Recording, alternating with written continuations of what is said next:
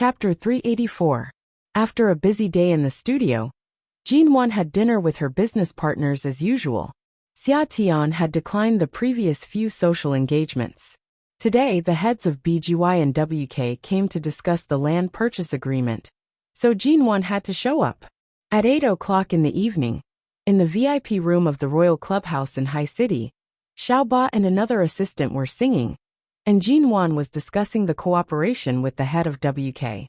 The heads of the two companies wanted her to have a few drinks with them, but seeing Jinwan didn't look too good today, she asked for juice instead of wine, and everyone agreed. Jinwan was the only one in the entire room who didn't drink. Xia Tian came back and winked at Jinwan, telling her to go out and hide. Jinwan really couldn't stand the singing of Xiaoba and the others, and the heads of the business partners kept leaning toward her, either sitting next to her or conveniently putting their hands on her waist.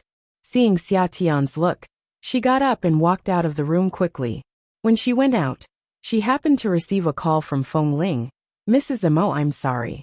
My mission here was delayed for more than 3 months, and I'll be leaving for High City in half a month. Is there anything I can bring back for you? You've just finished your mission. Take a break in the United States before coming back. I'm fine here. When I hired you, I was just guarding against those people in the United States, wasn't I? Now that Su Jilan and the Su family have fallen, and Director Mo hasn't done anything to me, my life has returned to normal and peaceful. You don't have to rush back. Mr. Mo signed a 3-year employment contract with me. Now it's not even a year. Of course I have to go back as soon as possible. All right. You insist on coming back when my studio is moving. At that time, you'll probably have to do all the hard work again. You really have a busy life." Feng Ling smiled. "I'll bring gifts for Xiaoba and the others when I go back. What do you want? As long as you come back safely. By the way, you haven't cut your hair recently, have you? Didn't I tell you to keep it longer last time?" "I cut it. It's inconvenient when it's long. It's also convenient to tie it back. Do you like short hair so much? Isn't there a saying in China that 3,000 strands of worry? It's very comfortable, and my head feels very light." Jinwan raised her eyebrows and looked down at the slightly wavy hair hanging over her chest. After hanging up the phone, she touched her hair, wondering if Feng Ling liked short hair so much. Should she try a short haircut? Just as this thought sprouted in her mind, she turned around and walked out of the restroom. Suddenly, she caught a glimpse of a familiar figure entering the men's restroom on the opposite side. She was startled. Not long after, a tall man came out of the bathroom opposite. When he saw Jinwan outside, he was also stunned. "Mrs. Mo. Shinmu?" As Jinwan asked, she subconsciously glanced at the men's room behind him, and then at the other directions around her.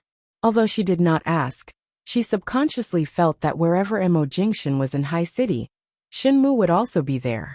Vice versa. If Shinmu was here, Mo Jingshan might be nearby. "A business partner arranged for us to come to this club tonight. President Mo is still in the private room. Why are you here?" Seeing that Jinwan did not smell of alcohol at all, Shinmu thought she came here with her friends, or to see President Mo. "Several clients of my studio have also booked private rooms here." Jinwan briefly explained, but because she heard that Mo Jingshan was here, she looked at the other private rooms. The private rooms in this club were all on this floor. Because of the large space and expensive facilities, there were only 3 of them on this floor. She saw that most of the people in the other 2 private rooms were men and asked, "Only you and Mo Jingshan are here? Are there any other acquaintances?" "No, the place is booked by a business partner tonight. It's a company that has cooperated with CEO Mo for many years. They have a good relationship with CEO Mo, and will continue to carry out other international cooperation projects in the future. It's rare for CEO Mo to agree to this kind of meeting. Tonight, only I accompanied CEO Mo here. The others in the private room are all from our partner companies. There aren't many people. Mrs. Mo, would you like to go in and have a few drinks with us?" "I won't go in. How about this? When you're done, give me a call," Jinwan said lightly. Shinmu was a little confused. In the past few months, CEO Mo had been busy in the company, but Shinmu didn't know whether CEO Mo went home or somewhere else after leaving the company. so he didn't know what happened between Jinwan and him. He just instinctively felt that since Jinwan was Mrs. Mo, and CEO Mo was here, she could definitely enter the private room if she wanted to. No one could stop her. But since Jinwan said so, Shinmu nodded and said, "Okay, I got it." When Jinwan returned to the private room, the representatives of BGY and WK saw that her complexion was much better than before, and poured her a glass of fruit wine, asking her to drink with them. Jinwan politely declined with a smile, and continued to pick up the contract to discuss. Fortunately, she brought Xia Tian and Xiao Ba with her, two good helpers who could always liven up the atmosphere. Whenever Jinwan refused to drink, Xia Tian would immediately come over to help. At 10:30 in the evening, when the private room was almost finished, Jinwan received a call from Shenmu. "Mrs. Mo, we're going back. Do you want to come with us?" Jinwan picked up the call and said goodbye to the representatives of BGY and WK. Then she said a few words to Xia Tian and Xiao Ba, and left the private room a few minutes earlier. When she walked out of the club, she saw Imo Jingshan's black ghost parked in front of the door. Shenmu was waiting outside the car door, but Imo Jingshan was nowhere to be seen. Jinwan walked over, and Shenmu directly handed her the electronic car key. "Mrs. Mo, you haven't drunk today, have you?" "I haven't. CEO Mo drank a little too much tonight. I was going to drive him back, but just now my girlfriend called and said she had a stomachache and asked me to accompany her to see a doctor. I was going to call the driver to send CEO Mo, but if you haven't drunk, since you live together, you can send CEO Mo back." Jinwan took the car key. "Okay, then go accompany your girlfriend. Leave it to me." With that, she suddenly paused, looked at the car in front of her, and then at the closed car door. "Did he drink a lot?" Chapter 385. Jinwan nodded and made a reassuring gesture to Shinmu. "I didn't drink and I'm good at driving. I can send him back." "Then how did you get here?" "Your car. My colleagues in the studio are all here, and the car key is with my assistant. They will drive my car back." "It's okay." "That's good. Then I'll go first." "Sorry to trouble you." Mrs. Mo. Shinmu turned to the roadside, hailed a taxi, and hurried away. Jinwan stood by the black ghost, looked at the cold black car door, thought for a while, went to the driver's side, opened the door and sat in. As she entered, she smelled a strong smell of alcohol. She turned her head and looked back, only to see Imo Jingshan sitting in the back with his eyes closed. She didn't know whether he was asleep or too drunk to open his eyes. It wasn't that she had never smelled alcohol on him before, but this was the first time she had smelled it so strongly. Furthermore, she had never seen him drink too much. His self-control was too strong, and he never indulged himself too much. Jinwan looked at his clothes again. He was wearing a black shirt and trousers. She was right. It seemed that since he woke up from his 2-month sleep, he had been wearing this black, which made him look even colder and more unapproachable. While he kept his eyes closed and seemed to not notice that the driver had been replaced, Jinwan started the engine and was about to drive away. Suddenly the man's low voice rang. "Shinmu." Jinwan didn't speak, nor did she turn her head to look back. She just looked up at the rearview mirror and saw that the man's eyes were closed. He seemed to have a headache from drinking too much and was frowning. "Give me water." His voice was hoarse and cold, and he still didn't open his eyes. Jinwan lowered her eyes to look for water in the car, until she saw an unopened bottle of mineral water on the door of the passenger seat. She picked it up and handed it to him. Imo Jingshan opened his eyes slightly. The lights in the car were not turned on, and the light from the surroundings fell into the darkness. The moment he raised his hand to receive the water, he glanced at the fair, slender fingers holding the bottle. His gaze paused for a moment before he silently received the water. He twisted the cap open and took a sip. He then closed his eyes again and leaned back against the seat, not speaking again. Feeling that he didn't seem to notice anything strange, she retracted her hand on the steering wheel, restarted the engine, and drove the black ghost away from the parking space in front of the club. She drove steadily. After all, she was no longer a newbie. The man sitting in the back was very quiet and did not say a word. Jinwan glanced back with the rearview mirror and saw that Mo Jingshan's eyes were closed, as though he had fallen asleep. 15 minutes later, the car passed by the Mo Corporation. Jin Wan continued to step on the accelerator without hesitation, not even intending to stop.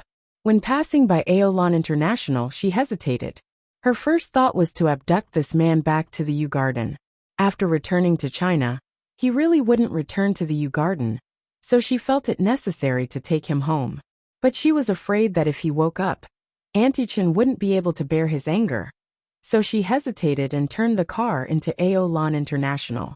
When the car stopped, Jin Wan unfastened her seatbelt and turned back to see that he still hadn't opened his eyes. She opened the door and got out of the car. Then she went around to open the back door and patted him lightly. The man's eyes were closed and he reeked of alcohol. Jin Wan patted him again. No reaction. Was he really asleep? Jin Wan simply reached out to hold his arm and pulled him out of the car. When the man got out of the car, his entire weight fell on her. She held him with some difficulty, reached out to close the car door, and then staggered all the way into the elevator in the underground parking lot. She finally entered the elevator, but because of the man's height, length, and completely healthy body weight, she, a woman who weighed only about 90 kilograms, could not stand steadily. In the end, she could only lean against the wall of the elevator and bear the man's weight. The man's head hung on her shoulder, and his breath, which reeked of alcohol, brushed against her neck. After being pressed like this for a while, Jin Wan poked her head out to look at the number on the elevator. She remembered that she hadn't swiped the elevator card or pressed the floor password, and the elevator was still on the basement floor. She hurriedly pushed him. "Let me press the password first." She pushed him for a long time but to no avail. In the end, she could only support him with one hand and reach out with the other. After barely pressing the password, she hurriedly withdrew her hand and tried to support the man's heavy and tall body. It was not until the elevator stopped on their floor that Jin Wan forcibly pulled him out of the elevator. In the past, when Mo Jingshan carried her, he could easily carry her by the waist, but when she held him, it was as if she were carrying a stone. He was so heavy and so tall. She couldn't hold him at all. She finally opened the door and helped the man in.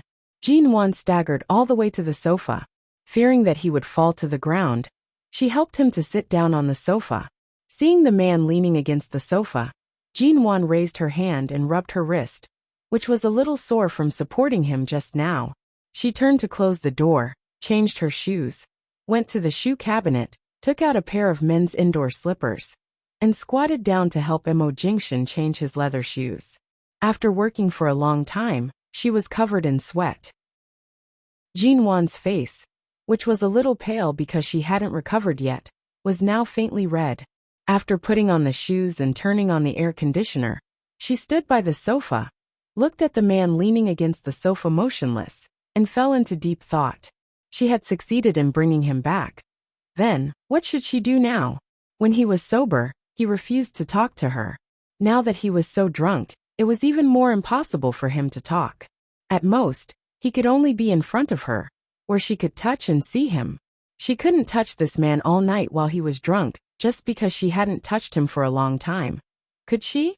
As soon as this thought popped up in her mind, Jin Wan's lips twitched in disgust. Seeing the man leaning against the sofa with his eyes closed and rubbing between his eyebrows, she simply turned to look for the antidote. As she searched, she looked back at the sofa from time to time. Seeing that he had been sitting there and had no intention of getting up to leave, she lowered her head to continue searching. After finding the antidote, she went to boil water, washed the white towel with cold water, wrung it dry, and quickly walked back to the sofa to wipe his face. Chapter 386. As soon as she met Mo Jingshan's eyes, she clenched the towel and looked into his eyes. "Did you wake up just now?" Or, "I didn't wake up. What are you going to do to me after you brought me back?" The man's eyes were deep and quiet. "Or do you think you can solve any problem by bringing me back like this?" Of course, Jin Wan understood that nothing could be solved. It was as if time had passed, and the circumstances had changed. When she faced him, she couldn't feel hot at all. Instead, she felt cold all over. Today's Mo Jingshan was not only the CEO Mo, who once terrified the business world, but also the global CEO of Shine Group who shocked and frightened the entire Western financial world. Everything about him was buried under a calm and indifferent shrewdness. Jinwan looked at his face. It was still so handsome, but it was also stained with the coldness and nobility of a superior. It was a face that she missed very much, but when she looked at it, she instinctively felt a chill in her heart. For this man, in addition to missing him, she felt more like a stranger. He was clearly drunk, but his eyes were cold and sharp, like a cold knife cutting her flesh. Jinwan thought for a while and then asked, "When did you wake up? Or were you not drunk at all?" The man sat on the sofa and didn't intend to get up, or maybe he was a little drunk and didn't intend to get up. He just looked at her and smiled, but his smile made her feel cold. He said slowly, "If I wasn't drunk, how could I allow you to sit in the driver's seat? It's very simple that I drove you back." Shenmu said his girlfriend had a stomachache, which can be serious or minor. He was in a hurry to go back, so he gave me the key. Jinwan said calmly, "I happened to be in that club and happened to not drink, so I drove you back." Mo Jingshan smiled, but his smile didn't reach his eyes. It seemed that he had seen through her purpose at a glance. His eyes were too cold and sharp. Jinwan seemed to have nowhere to hide in front of him. Even if what he did and refused to see her during this time aroused her resistance, she couldn't stand such treatment. If it were in the past, she would have jumped up and left. But Mo Jingshan had always been too good to her, and all his kindness made it impossible for her to be angry at him. Besides, she really missed him too much. But as soon as she met his eyes, Jinwan instinctively avoided his eyes and went into the kitchen. "The water is boiling. I'll make you some hangover medicine." As he spoke, he quickly walked into the kitchen, picked up a glass and poured some water. Then, he placed the medicine into the glass and shook it gently, as if he couldn't feel how hot the glass was. He walked out with the glass and placed it on the coffee table. The man sat there and looked at her fingers that had been scalded red. He looked at the skin on the back of her hand that was slightly redder than before. Although there were still some scars from Cambodia, they were indeed much lighter than a few months ago. He looked at her silently and didn't speak, nor did Jinwan. They were silent for a long time. Jinwan pointed to the glass on the table. "Drink some. Drink it while it's hot. The medicine will take effect faster. Shinmu said you drank a lot tonight, so you may have a stomachache or a headache. You'll feel better after drinking it." Mo Jingshan's face was expressionless, as if he wasn't even interested in the glass of water she poured for him. Or perhaps he was guarding against her. Against what? Was he afraid that she would drug him? Jinwan looked into his eyes. "Do you hate me so much now?" "Obviously." She paused and asked calmly. "When I was in the mall with Xia Tian, I saw you with Shuyan. Did you accompany her shopping? Or was there any other reason?" The man narrowed his eyes at her words. "What kind of answer do you want to hear?" Jinwan's lips moved. In the past, Mo Jingshan was the person who hated misunderstandings between them the most. Whenever there was the slightest misunderstanding, he would immediately give her a reasonable explanation to set her mind at ease and not let her imagination run wild. She wanted to ask where the Mo Jingshan, who had always firmly pressed against her heart, had gone. But when the words reached her mouth, she suddenly couldn't bring them out. Under the man's cold gaze, Jinwan stood behind the coffee table for a long time and said, "I can't understand whether your attitude toward me right now is disgust or wariness or, I don't know what else you mean. But from the beginning, I just wanted to live a good life. I didn't want to cling to anyone. You remember everything in the past, so you should know that my feelings for you and everything I've done are real. Just like how you used to treat me, it's all very pure." Before she finished speaking, she heard the man chuckle. It was the kind of cold, mocking chuckle that came from his chest. It was very light, but she heard it. The man stood up, walked around the coffee table, and the cup of sobering tea on it, and walked up to her. The clear and clean smell of his body mixed with the smell of wine. Subconsciously, Jinwan felt all the pores on her body contract as he suddenly took the initiative to approach her. She raised her eyes to look at him. At the same time, the man leaned down to her, and his breath fell on the skin of her cheek. "Pure? Don't you feel embarrassed saying this word to me?" Jean Wan raised her head to look at him, and looked at him with a stubborn and serious expression that would not be overwhelmed by his aura. Of course I don't feel embarrassed. I just learned a lesson and learned how to cherish, how to avoid all harm, and how to live a good life. I can bear the word pure. It's the same for you, Emo Jingshan. My feelings for you are pure enough. It's fine if you don't believe me, but you can't completely deny me like this. She stared at him steadily. I can't easily give up on the man I once loved. A man who could even throw his life away for me. Right now, even if you directly stab a knife into my body, I won't say a single word.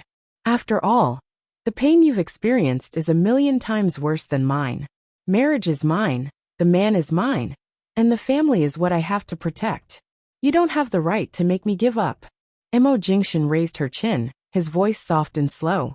So stubborn, so affectionate? Jean Wan saw the thick mockery in his eyes.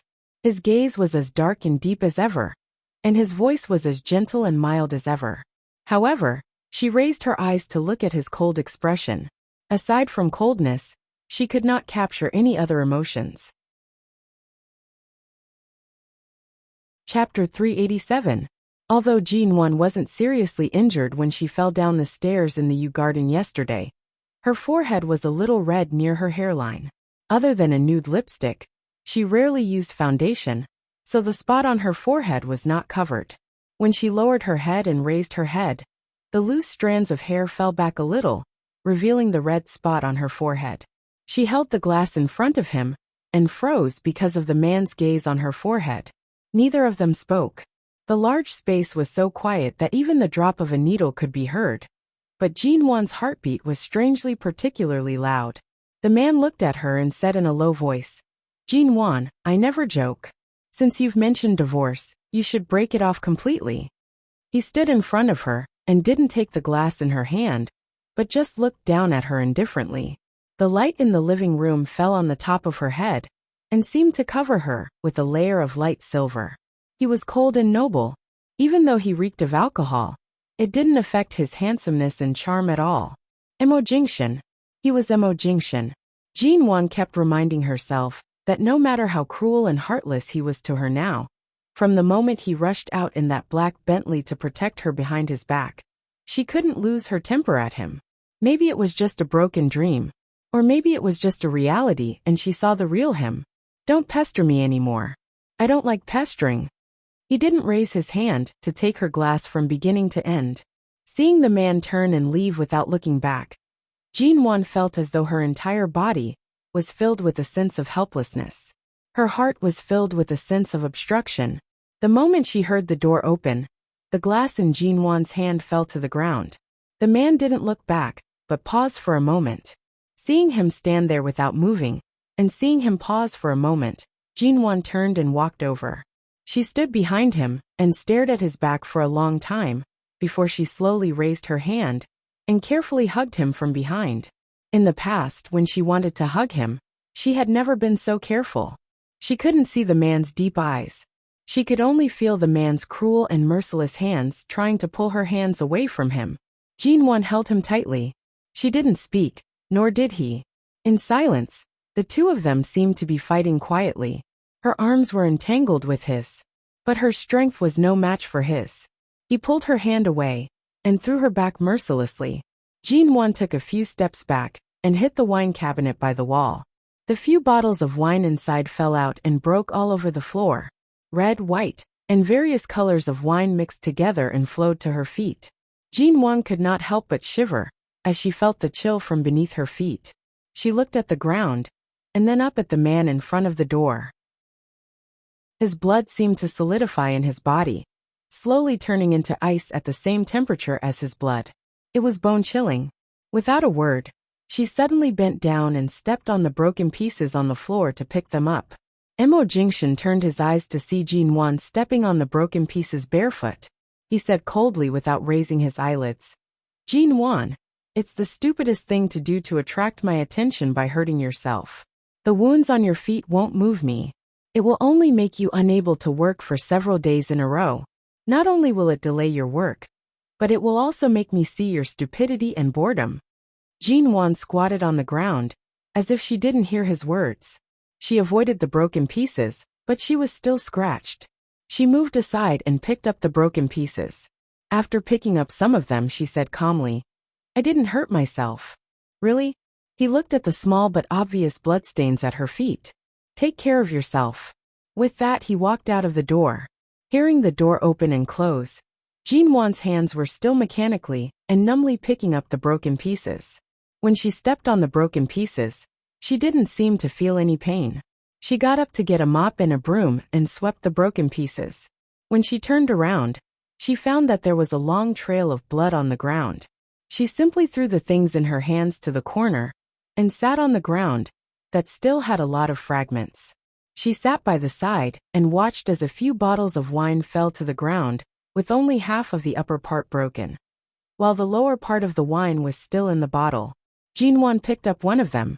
She didn't know what year it was, but she knew it couldn't be cheap since Emo Jingshan kept it at home. She avoided the broken bottle and raised her head to take a sip. It tasted strange and a little bitter. She picked up the other half of the bottle and poured it into her mouth in a way that avoided cutting her mouth. Tut, it was still bitter. She tasted several bottles in a row, but they were all bitter. She smacked her lips and licked the corner of her mouth, only to find that it was the bitter taste in her mouth. After wiping her mouth, she looked at the expensive wine on the ground and really couldn't bear to waste it. She didn't mind those spilled on the ground, but there was still some left at the bottom of the bottle. At least it was worth drinking. She took another sip. This time it was not so bitter, but it was a little astringent. She tasted another sip, and it tasted the same. The woman, who couldn't hold her liquor, sat on the ground with bare white and tender feet. She picked up one bottle after another and drank all the broken bottles. She narrowed her eyes, looked at the quiet closed door, couldn't see Emo Jingshan, and then looked back out of the window. Oh, so many stars. The black ghost sped on the road. Not long after Emo Jingshan left, he went to a nearby drugstore to buy medicine. When he got out of the car, he was about to hand the medicine to the security guard for Aolan International to send it up. However, the moment he got out of the car, he suddenly paused. He raised his eyes to see that on the balcony of the 18th floor, a woman in a skirt was sitting at the edge. Her two injured feet were swinging back and forth, and it seemed like a gust of wind could blow her down from the 18th floor. Emo Jingshan's expression darkened. He abruptly slammed the car door shut and picked up his phone to call Jinwan. The woman was still on the balcony, unmoving. He didn't know if the phone was placed inside or held in her hand. It rang for a long time before he finally picked it up. The moment the phone was picked up, Emo Jingshan's voice was cold. "Jinwan, what are you doing?" The woman's voice came through the phone in a daze. Me. What am I doing?" "I'm looking at the stars." Emo Jingshan raised his eyes to look at the balcony of the 18th floor. The woman's legs were still swinging back and forth, and one hand was raised to her ear as she answered the phone. Chapter 388. It's been raining for days. Now the sky is dark and there's nothing. Why are you looking at the stars? Nothing. But I see a lot of stars. With that, the woman on the balcony began to swing her legs back and forth again. Emo Jingshan raised his eyebrows. For a moment, he wondered if this woman had drunk all the wine in the bottles that had fallen on the ground. The door was suddenly opened, and the wind from the door to the open floor-to-ceiling windows fluttered the curtains, fluttering them in the air.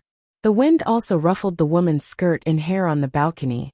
Emo Jingshan glanced at the shallow bloodstains and the completely empty broken bottles on the ground, walked in, and saw where Jinwan was sitting on the balcony. "Jinwan, come down." Jinwan looked back at him and grinned at him with an intoxicated expression. "Why are you back? Didn't you leave?" Seeing her turn her head, Emo Jingshan frowned. "I asked you to come down, not to move." I'm fine here. It's safe." Jinwan lowered her head to look at where she was sitting and then muttered, "Your wine is really terrible. I didn't know that the wine in your cabinet was worse than the one before. But they must be very expensive, and I couldn't bear to spend them, so I drank all that I could. Hey, guess what? After drinking it, I actually saw stars." As she spoke, she lowered her head and then proudly crossed her legs on the balcony. Seeing that she actually had the courage to cross her legs, the coldness in Mo Jingshan's eyes rose. Don't move. Jinwan looked at him in confusion. What? Do you also want to see the stars? With that, she suddenly moved her butt to the side. Well, I'll make room for you. Come and see together. Mo Jingshan didn't say a word, abruptly dropped the medicine in his hand, strode over, and grabbed the arm of the woman who was swaying on the balcony. Jinwan was startled by his action, and was about to withdraw her hand instinctively when she felt a weight on her shoulder, and was carried down from the edge of the balcony by him. The moment her feet landed on the ground, she almost lost her balance and staggered in his arms. She instinctively grabbed his shirt and climbed up, then leaned into his arms, saying in confusion, Mo Jingshan, why are you back? No. I should say, are you back? The man did not speak, but pulled her into the window from the balcony. He slammed the window shut, and was about to push her away, when the woman suddenly wrapped her arms around his neck. The smell of alcohol was thicker than his face. She whispered softly by his ear, Are you back? Mo Jingshan, you've only just woken up, aren't you? You're back, aren't you? Mo Jingshan pushed her to the sofa, and when she was about to get up and throw herself at him again, he said indifferently, Sit down. Jinwan paused and sat down obediently on the sofa under his cold gaze. The man coldly glanced at her, picked up the broom she had thrown on the ground, swept up the broken pieces, and threw them away. Then he saw the shallow bloodstains on the ground, walked over, and saw that there were some fine glass shards on the soles of Jinwan's feet, and the dust and blood on the ground were stuck to her feet. Seeing the man come over, Jinwan didn't speak, but was suddenly picked up by the man like a chick and brought into the bathroom. Mo Jingshan, what are you doing? She looked at him in confusion. After entering the bathroom, Mo Jingshan was about to ask her to sit on the toilet lid, so that he could help her wash her feet. But the woman was not obedient and moved her hands and feet. Seeing that she was completely drunk, the man suddenly turned on the shower head above, turned the water to the maximum, and poured it on her head and body. Jinwan curled up on the toilet and shivered all over. Her whole body was washed by the cold water, and the shock and coldness made her mind clear for a moment. She raised her eyes, wiped the water off her face, and struggled to get up, but the man still pressed her firmly on the toilet and washed her from head to toe with cold water. What are you doing? Jinwan couldn't speak. As soon as she spoke, water would come into her mouth. Afraid that she would choke, she could only try to turn her head away. Finally, the sound of water stopped. Then the man's voice, colder than the cold water just now, hit her. Awake? Jinwan sat stiffly on the toilet for a long time and did wake up. She turned to look at the man, whose black shirt and trousers were also splashed by the water, but he was clearly not as disheveled as she was. He looked at her coldly. In order to make me stay, you really spared no effort. Jinwan was stunned for a long time before she recalled the scene when she climbed onto the balcony to look at the stars. Just now there really were no stars. She just drank the mixed wine, and then her eyes were full of stars. Her feet hurt a little, so she walked to the window and opened it. She wanted to see if Mo Jingshan had left, but she didn't know what she was thinking at that time. She actually climbed up and sat there to look at the sky. Her lips, which were pale from the cold water, moved. She raised her head to look at the man's indifferent eyes and said hoarsely, Why did you come back? If you jump from the 18th floor, your blood will splatter on the spot, and the surrounding companies will be affected. Not only will you use your own life to affect the feng shui of High City, but it will also be bad luck for me to go from being divorced to being widowed. Jinwan's rationality, which had been eroded by alcohol, was instantly pricked by his voice, and her nerves trembled. The man stared at her quietly with his deep dark eyes. His tone was not heavy, and it was as though he was casually stating an unimportant matter. It's even more stupid to fall to your death from the 18th floor because you're drunk. Don't do such things that will implicate others. Live well. Don't add to anyone's burden. Mo Jingshan threw the towel on her head and turned to walk out without any reluctance. Jinwan tugged the towel off her head and looked at the man's cold and resolute back. Mo Jingshan, am I a burden to you? The man's long figure paused for a moment. He did not answer, and his back was cold as though he had really pulled out of her world and would never enter again. Jin Wan's eyelids drooped and her eyes were half closed. Then she slowly stood up with some difficulty. Her long hair wrapped around her shoulders like seaweed, and her white dress was translucent and stuck to her body because it was drenched. She looked like a seductive water demon. Chapter 389. Jin Wan put one hand against the door and raised the other to grab the man's sleeve. She turned her head and looked up at the man's indifferent eyes. Say it, Mo Jingshan. The man's brows were full of indifference. He looked at her calmly and did not answer. Say it. Jin Wan slowly steadied herself in front of the door and held the door tightly with both hands behind her. Say something even more ruthless and cruel. Let me give up completely. Say it. What else can you do if you don't give up? Looking at the redness brewing in her eyes, Mo Jingshan's eyes deepened inch by inch, and his lips curved in a cold and heartless smile. What kind of night do you want to make with the little bit of alcohol in your body and the little bit of alcohol in mine? Or do you think you are charming enough to make me repeat the same mistake with you? As the man spoke, he skillfully pinched her chin with his slender and well-defined fingers, not forcing her to open the door. At the moment when Jin Wan was startled, he leaned over without warning, pressed her against the door, bent his head dangerously and ambiguously to her lips, and chuckled hoarsely and indifferently. Why don't you say it directly? What do you want?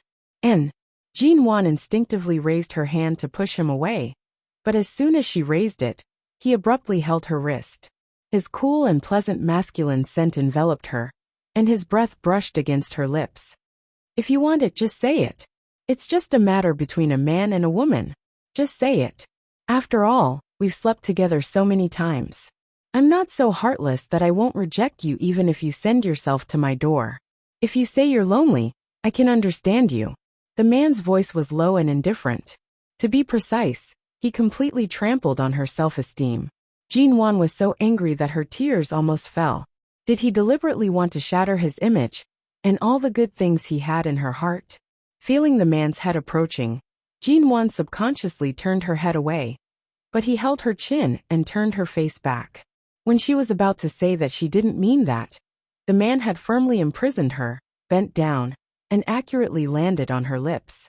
Her lips were covered with the familiar softness. When Jin Wan reacted, the man had pried open her lips and tongue and plunged deep into her mouth. No. Jin Wan struggled hard, but he firmly pressed her arms against the door, and she could not move at all. She instinctively raised her legs, but at the same time, the man held her down and she could not move at all. Mo Jingshan, you ugh. Jin Wan desperately turned her head away, but the man seemed to be deliberately kissing her fiercely. Again and again, he entangled himself in her mouth in a way that made her feel extremely uncomfortable and almost unable to breathe. Jin Wan didn't know how long it had been since he last touched or kissed her. She only felt that under the entanglement of such a deep and heavy kiss, all her senses and nerves were trembling violently. Even her heart was beating violently. When the tip of her tongue was lifted, the man's merciless kiss slightly slowed down because of her uncontrollable tears falling into their mouths. For a moment, it seemed that the familiar Mo Jingshan was kissing her, kissing away the salty taste in her mouth, kissing away the wetness in the corner of her mouth, and was about to kiss away the tears on her face, when he paused for a moment. He held the back of her head and looked at her quietly with his deep, bottomless black eyes. He watched the woman lean against the door like a dying fish and breathe heavily because of the kiss a moment ago. Her eyes were red and full of tears. He was silent for a moment, and his eyes were so deep that she could not see through them. He slowly curved his lips. Is this what you want? Jin Wan's brain trembled. The familiar gentleness at that moment almost confused her. But when the man spoke again, she instinctively tried to push him away. However, the man quickly took her into his arms, pressed her against the door, and held her firmly in his arms. The kiss that fell on her again was even more fierce and deep than before. Jin Wan pushed him away in vain, but it had no effect except to make the man hold her more tightly. Her breath seemed to be cruelly robbed, and she fell limp in his arms because it was difficult to breathe. Mo Jingshan finally let go of her and withdrew from her lips. Jean Wan's pale face had turned red, and her mouth was full of the man's refreshing taste. She leaned against the door softly and almost slipped down. Her hand weakly held on to the door handle to steady herself. She didn't even have the strength to raise her head to see the expression on his face. She could only hear his cold words falling on her head. Do you want more? I don't mind fulfilling your wish here tonight. Mo Jingshan's voice was full of condescending mockery. Since you still refuse to divorce, from a legal point of view, it seems that I can indeed perform this kind of husband and wife duty a few more times before the divorce. I think you must miss it very much. Jean Wan couldn't care about anything else.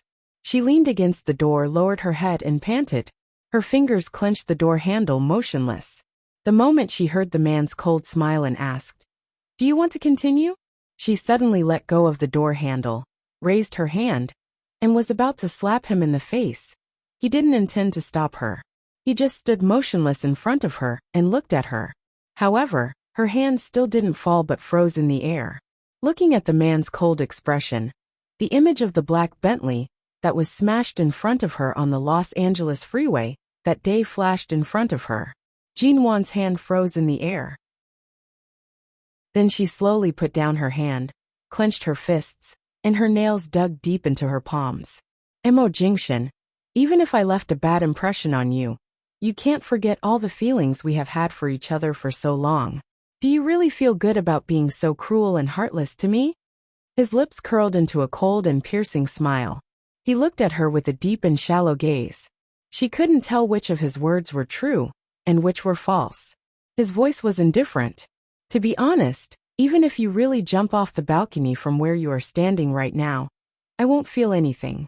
Why would I feel good or bad? Jean Wan's hand loosened and tightened and loosened again, and finally leaned against the door. She lowered her eyes to look at her bare feet, closed her eyes, and then forced a smile.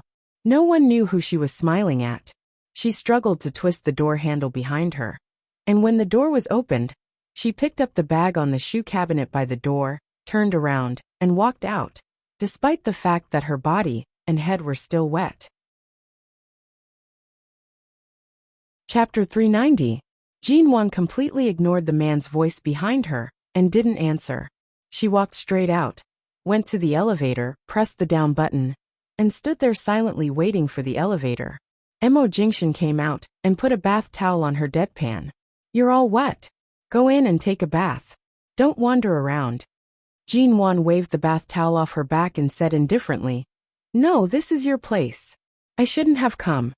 The man looked at her as if her heart had been hollowed out and didn't speak for a while. At the moment the elevator door opened, Jean Wan walked straight in. She had forgotten where she had taken off her shoes when she hurriedly helped him into the house. Anyway, it made no difference whether she wore shoes or not. She walked in barefoot, no longer looking at the man's face, and after counting to 1, the elevator door slowly closed in front of her.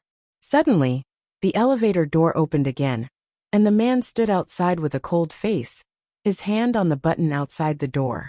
When the door was about to close again, he walked in.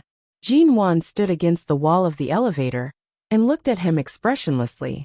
What are you doing? How can you walk like this? Go back with me. The man's face was still cold, but his hand had come over to grab her arm and take her out of the elevator. Jean Wan didn't have the strength to break free, and her lips still felt numb. When he reopened the door and brought her back inside, she looked at the familiar space in front of her and said calmly and soberly, After all, this is your place. As long as I am here, you will definitely leave. I can't always occupy your place. I am a woman who is no longer important to you. When it's time to be self-conscious, I have to be self-conscious and return this place to you. The man ignored her words, put the bath towel on her again, and said coldly with a hint of sternness in his voice, Go take a bath. I'll go back to the U garden to take a bath. Don't make me say it again. Jean Wan stood still, but her heart was cold all over. Or do you want me to take a bath for you? Hearing this, she paused. Her hand clutched her bag, and after a long time, she turned around and walked out, not wanting to say another word. However, before she stepped out of the door, her arm was abruptly pulled back. Before she could steady herself, Mo Jingshan dragged her into the bathroom. When Jin-Wan was about to push him away, he raised his hand and grasped her wrist, making it impossible for her to escape. He said dangerously and threateningly, "I'll give you one last chance. Wash yourself, or I'll tear your clothes off right now." Emo Jingshan. Her voice was sullen and hoarse. The man was indifferent. His hands were already about to tear her clothes. No. Jin-Wan hurriedly raised her hand to press against her clothes, using her bent elbow to push him away. "Are you going to wash or not?" This seemed to be his last warning. Jin-Wan was indeed very cold. She had caught a cold these days, and she had even taken a cold shower earlier. She was cold from the inside out. Her teeth were chattering. She didn't know if it was because of the cold or because she was afraid. Only now did she realize that there would actually be a day when she would be afraid of Emo Jingshan. Earlier, when he kissed her, he did not hold back. If he really took off her clothes like this, or if something really happened here tonight, she suspected that she might lose half her life. When he was gentle to her, his strength was enough to make her unable to get out of bed. If he were to touch her under such circumstances, who knew what would happen to her? "I'll wash myself." She held onto her clothes. He stepped back, walked around the water stains on the floor, and walked out of the bathroom again. He only threw down a cold sentence. 15 minutes. "If you don't come out, I'll come in."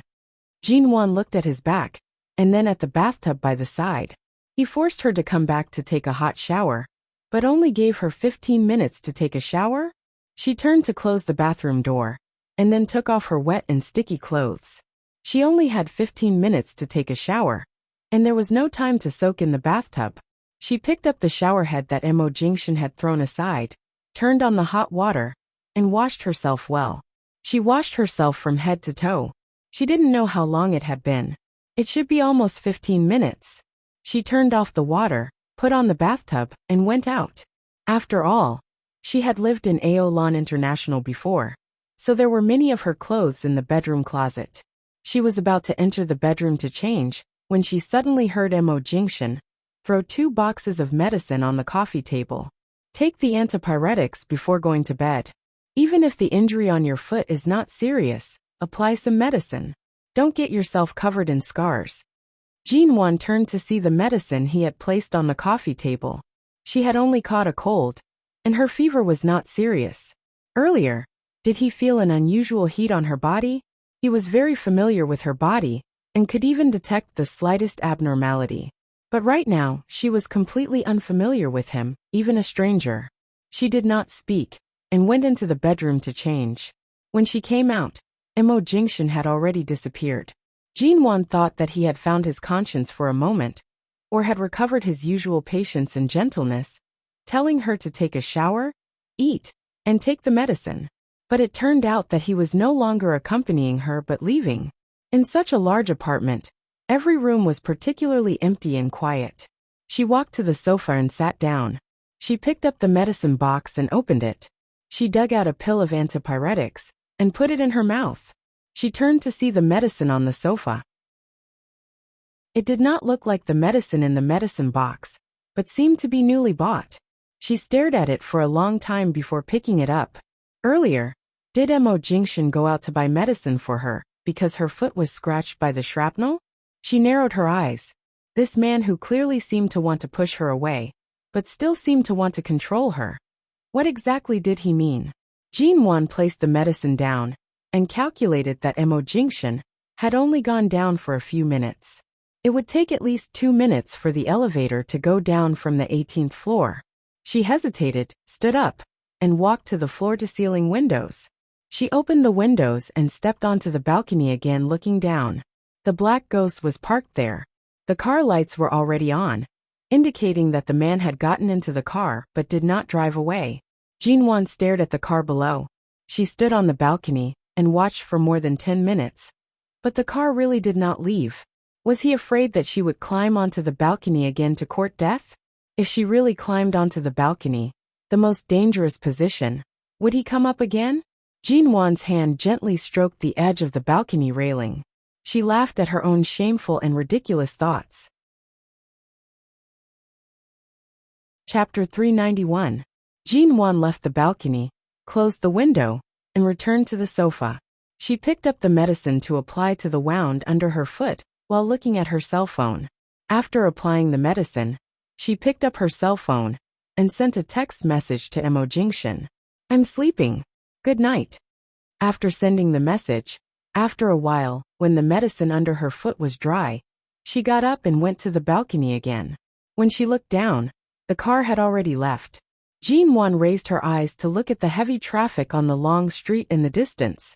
He cared about her life and death, but he refused to have feelings for her. Interesting. Really interesting.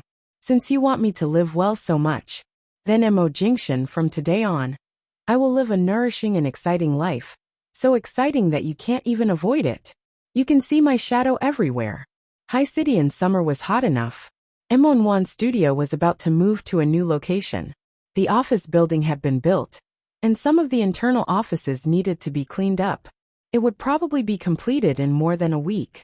Jin-won, wearing a loose white printed t-shirt and casual shorts, was busy in the office with the tools for painting the wall in her hand. Xia had just returned from buying a dozen popsicles and saw that the others who had come in to clean up the office had gone to bed. But Jin-won was still working hard. You really don't think of yourself as a boss. So many of your employees have sat down to rest. Why are you still painting there alone? Didn't the renovation workers say that these places will be blocked by glass? It's useless to paint them white. Anyway, they can't see them. Xia went over and took out a popsicle from the bag and handed it to her. It's so hot. The building hasn't been connected to electricity, and the air conditioner isn't working. I'm sweating all over. Come and cool down. Jin-won painted the last part of the office white, put down the tools in her hand, raised her hand to wipe the sweat on her face, and a piece of white paste on her hand rubbed against her cheek. There was not only white on her face, but also on her nose, chin, and neck. Xia held back her laughter and handed her the popsicle. Eat it first. Remember to wash your face later. Jin-won looked at her in confusion, tore open the bag of popsicles and said, Why are you laughing? Have you never seen such a beautiful boss? I've never seen a boss who looks like he's possessed by a fierce bull. What's wrong with you this week? Some time ago, you were dispirited and listless, but recently, you're full of motivation. You even work so hard. I don't think you need to work out recently. You just need to accompany the group of workers in this building to decorate and paint the walls. Jin-won took the wet towel from Xiaoba and wiped her hands. Then she took a bite of the popsicle and turned to look at the wall in the office. I don't plan to put glass there anymore. I plan to put something else. It's more comfortable to paint it in the same color. Xia raised her eyebrows and glanced at the white patches on her face. When I went out just now, I met Vince in a nearby cafe. He is the one who has been sending you flowers. He knows that you are here, and said that he will treat us to iced coffee in a while. He specially invited you. Will you go with him? Jin-won was expressionless. Didn't I tell you to tell him not to send me flowers in the future? You know what I mean. Why did you still agree to his invitation? Xia spread out her hands. Boss Missouri has been hard to find recently. I have to find a second love for you. As the best bestie in the world. Don't you understand my good intentions? Jin-won rolled her eyes. I think you're tired of my peaceful life and want to stir up some trouble for me. I'm not interested in that Mr. Vince. If he wants to cooperate with me on a new project, I can meet him. But don't talk about anything else. Do you have to be so principled? You have principles, but that doesn't mean your husband has them. This morning, I saw a business magazine taking a photo of Jingshan at an exhibition. Several of High City's socialites also attended the exhibition. As Xia spoke, she looked at Jin-won seriously. Those socialites are still eyeing him covetously. They won't miss a single exhibition. They all stand behind him and ask to take a photo with him. And look at you. Every day, you dress up like a decorator. Even I feel embarrassed to say that you're Mrs. Mo. Jin-won nibbled the popsicle seriously and said carelessly. I also received the invitation to the exhibition, but I didn't attend it. So what if you were photographed standing with them? Did you see them kissing or hugging? When did you become so open-minded? Xia looked at her incredulously and raised her hand to touch her head. A while ago, I thought you would collapse at any time like Lin Dayu. But it seems that you don't look like that recently. Jin-won slapped her hand away, raised her hand to touch her head, and casually explained, I just feel that some things are not what they seem on the surface. Life has to go on. I can't keep living in depression and making my life a mess. Xiatian sneered. That's so profound. I don't understand. Big sister, can you explain it a little more simply? Jin-won bit the popsicle and said vaguely, I can only say that I'm more persevering in fighting. Xiatian chuckled and wanted to touch her head again to see if she really had a fever. However, after eating the popsicle, Jin-won picked up the tools, turned back to the office, climbed up the high stool nimbly, and continued to paint the wall. Xiaoba leaned over to Xiatian and whispered, Sister Xia, who provoked boss? Xiatian shook her head. I don't know. I think maybe he was really provoked. With that, Xiatian was about to step forward to help Jin-won when she saw a business magazine on the high stool Jin-won was stepping on. The cover of the magazine was the one in which Mo Jingxin and those love-struck ladies were photographed in the same frame. But this magazine was being stepped on by Jin-won as a footrest. Xiatian. Jin-won was busy in the new office building for 2 days. Xiatian persuaded her to go back, but she ignored her. Her cell phone was left here without charging and was turned off for 2 days. When she left the building and was about to go back to the studio, she charged her cell phone in the car and turned it on. As she expected, she saw a large number of messages and missed calls pouring in. If her partners couldn't reach her, they would naturally call other people in the studio. Most of the missed calls were from the Mo family. They were from the Mo family. Then there were calls from the Yu Garden and Auntie Chun. Chapter 392. My great aunt, there's finally news of you. As soon as she received Jin-won's call, Auntie Chun hurriedly sighed and said, Grandfather Mo called you all day yesterday, but he couldn't find you. Last night, he came to the Yu Garden, only to find that you and Mr. Mo were not there. We didn't dare to say much and just said that you and Mr. Mo were very busy recently. But Grandfather Mo must have found something wrong between you and Mr. Mo. So he left angrily. Today, he went back to the Mo family, but he asked me to contact you and tell you to go back to him immediately. When Jin-won saw so many calls earlier, she guessed that it must be related to Elder Mo. Hearing this, she felt even more guilty. After returning from America, she and Mo Jingxin had not returned to the Mo family. My studio is going to move, so I've been busy here and didn't have time to care about home. Mr. Mo hasn't returned to the Yu Garden recently. I didn't dare to tell Elder Mo about this, but it's not good to keep it a secret. Madam, you should go back to the Mo family. Elder Mo didn't find you, and he didn't even get through to Mr. Mo's phone. Elder Mo is really angry. Jin-won immediately looked at the time. I'll take some time to go to the Mo family in the afternoon. Did grandfather say anything before he left? He didn't say anything. He only asked you to return to the Mo family. All right, I understand. For so long, Grandfather Mo had doted on her the most and spoiled her the most. After returning to China, she hadn't visited the Mo family. It wasn't that she didn't miss Grandfather Mo, but that Mo Jingxin hadn't returned, and she couldn't go back to the Mo family by herself. In the past, they were always together, and now they were alone. It would definitely arouse suspicion. After all, the Mo family didn't only have Grandfather Mo. There were also his relatives who often visited the Mo family. In order not to make Elder Mo angry for too long, Jin-won returned to the studio to tidy up, changed her clothes and drove to the Mo family. It took her an hour to go from Jinlin building to the Mo family's old mansion. When she arrived, Jin-won called Auntie Chun to reassure her. After getting out of the car, Jin-won found that Grandfather Mo had been waiting for her in the front yard. Jin-won put on a big smile and walked in with the boxes of tonics she had specially bought on the way. Elder Mo saw that she was alone and immediately walked out. He looked her up and down several times before glancing behind her. His face was filled with dissatisfaction and unhappiness as he asked in a heavy voice, "Why didn't Jingxin come back with you?" Mo Group is about to merge with Shine. He has a lot of things to do and can't leave. I just finished my work and saw so many calls on my phone, so I hurried back to see you. As Jinwan spoke, she stepped forward and held onto Elder Mo's arm with a smile. Grandfather, people of our age are all busy. You have to understand. When you were young, you must have worked harder than us. If we don't work hard when we're young, how can we live out our remaining years as leisurely as you? Elder Mo harumphed. Don't talk to me like you're stirring honey.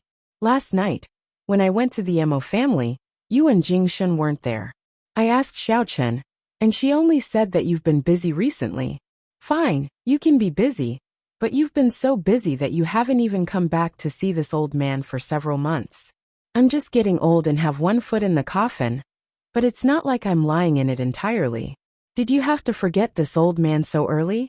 You're destined to live for more than 100 years. Although you're angry, don't randomly curse yourself.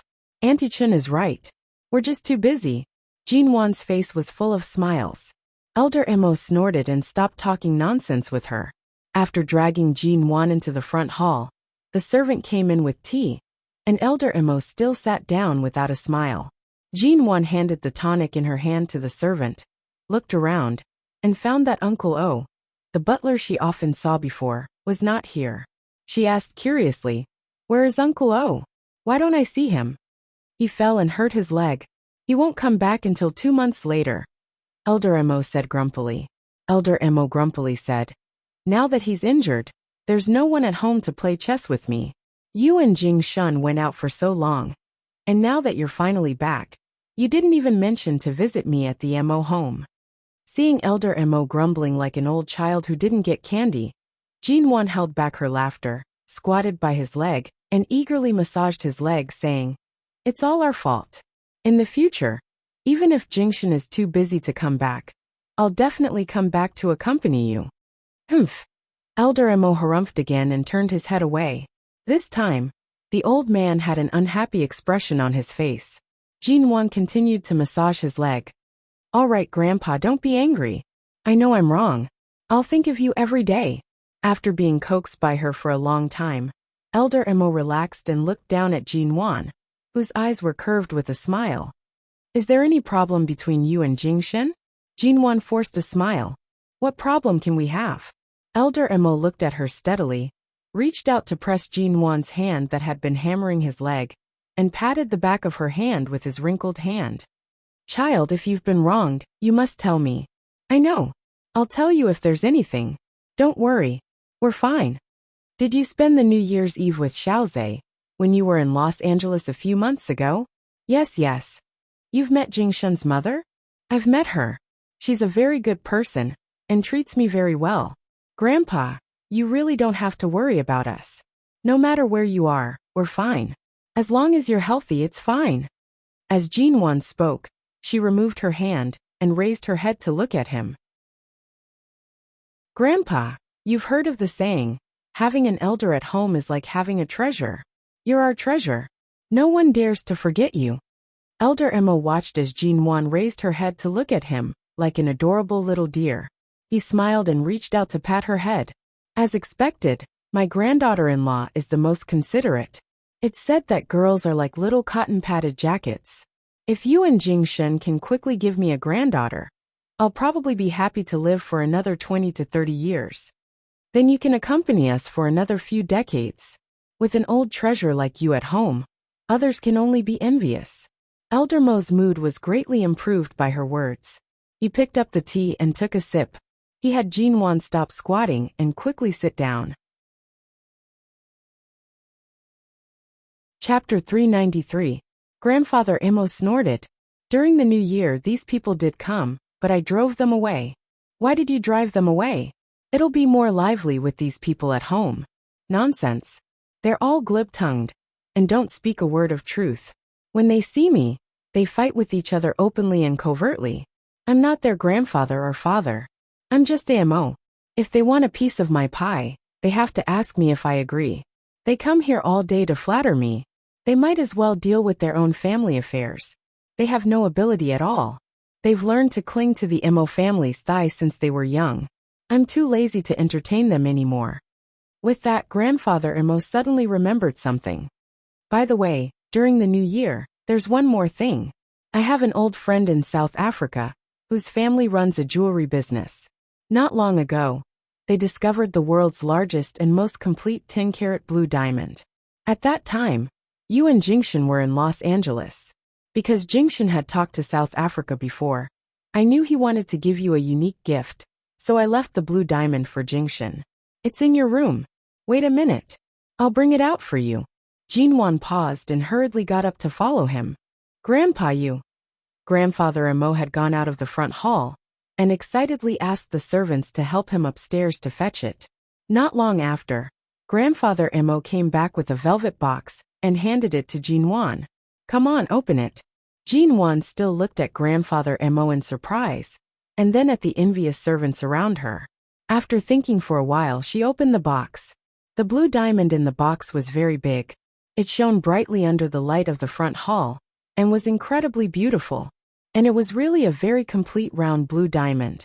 It was not deliberately designed to be a water drop, a heart, or any other popular shape. It was a complete round, but it was the most valuable and complete diamond shape among the blue diamonds. Jinwan didn't know much about jewelry, but she knew that blue diamonds were very rare and more expensive than any diamond in the world. Not to mention such a pure and complete round blue diamond. Such a diamond was worth at least hundreds of millions. Grandpa, this is too expensive.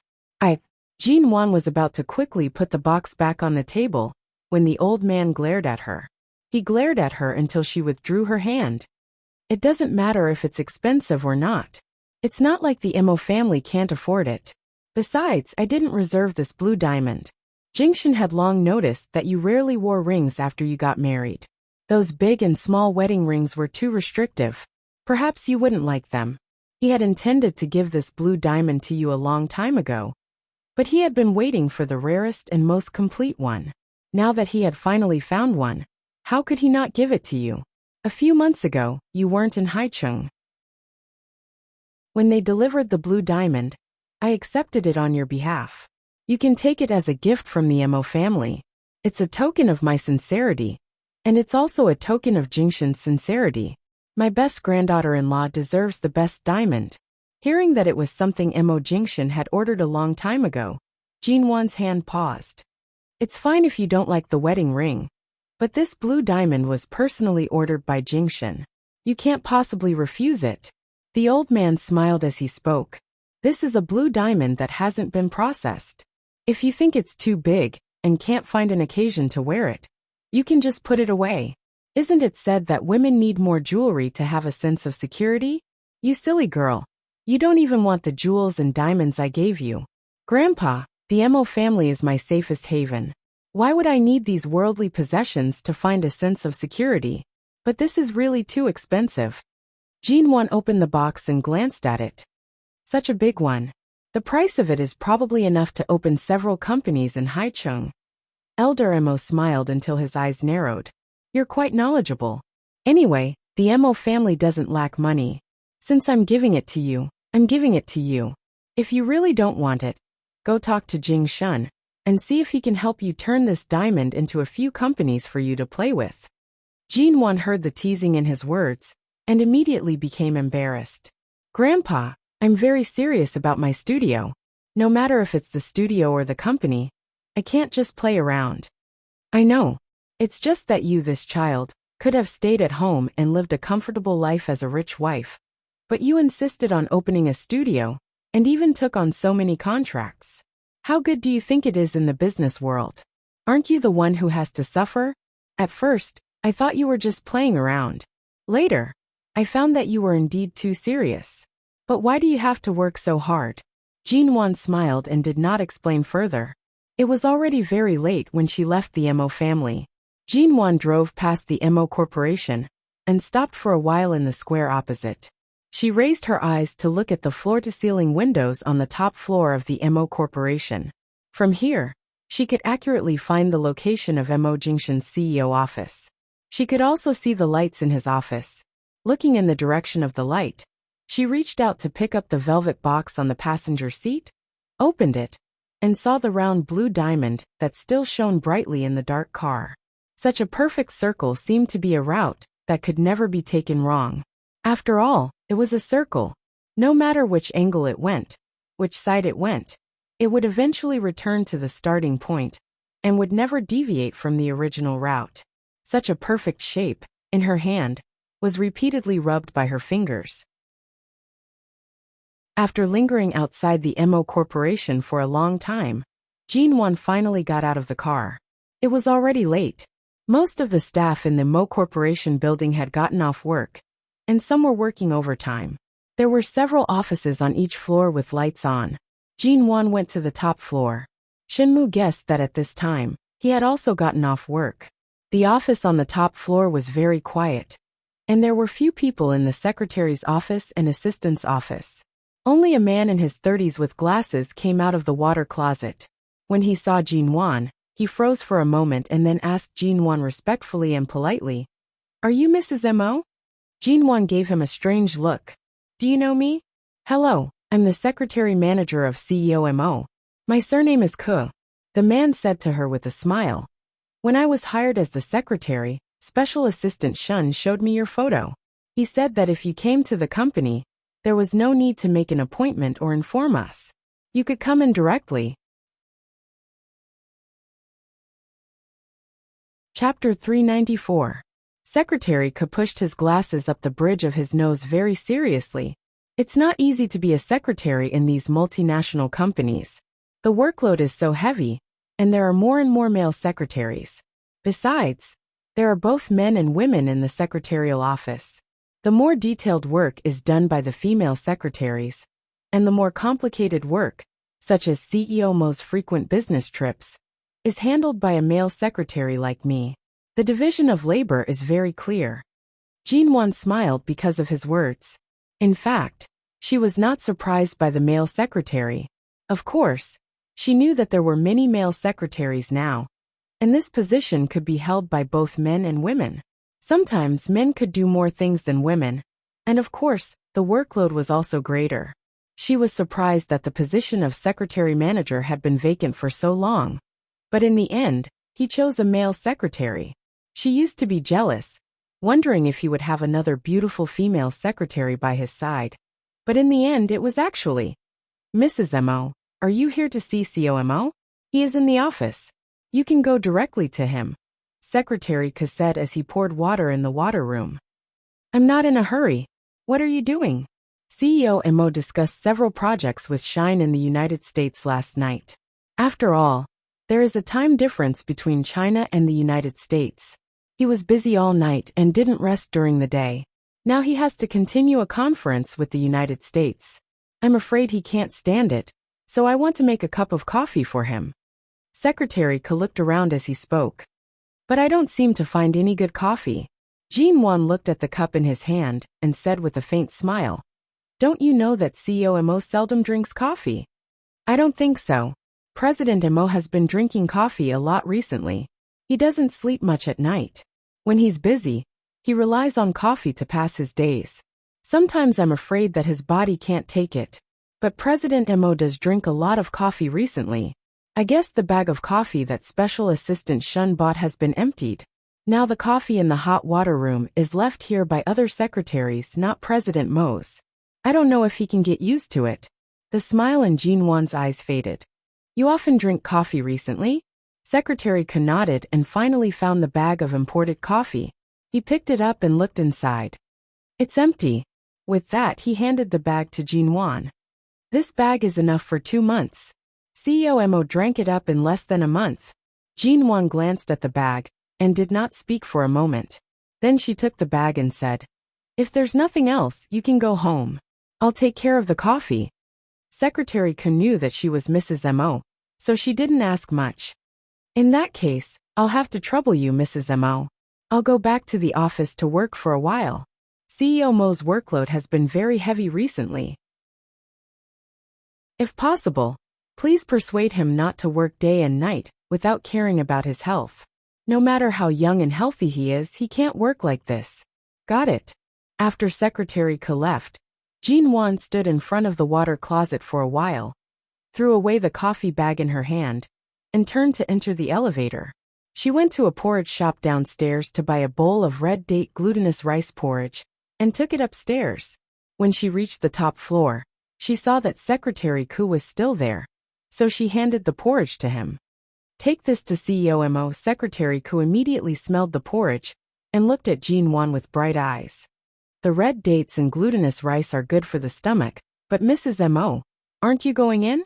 Didn't you come to see CEO Mo? I won't go in and disturb him. You don't have to say that I bought this porridge. Jin-won said and smiled at him again, her attitude calm and unperturbed. Although Secretary Ku was dutiful, he didn't know as much as Shen Mu about the relationship between Jin-won and Mo Jingshan. Hearing Jin-won's words, he nodded and turned to walk to the CEO's office. 5 minutes later, Secretary Ku came out and took out the bowl of porridge in his hand. Jin-won was about to leave, but she still hesitated in the corridor for a long time. When she looked back, she saw Secretary Ku coming out. Mrs. Mo, why don't you take it in? Secretary Ku was a tall man. He held the bowl in one hand and pushed up the glasses on the bridge of his nose with the other. He said in frustration, I asked CEO Mo to eat some porridge before he started working, but he didn't even pay attention to me. He even asked me to take out the porridge and pour it out. Jin-won narrowed her eyes. Did you tell him that I bought this porridge? How did you know? Secretary Ku coughed and looked embarrassed. Jin-won resisted the urge to roll her eyes. Why did you tell him? I was afraid that CEO Emma wouldn't drink it. I thought that since you bought it, he would know your good intentions and drink some. But who knew that he would ask me to take it out and throw it away? Secretary Ku said with a wronged expression. Seeing Jin-won didn't speak, Secretary Ku pushed the porridge in front of her again. Why don't you go in and have a try?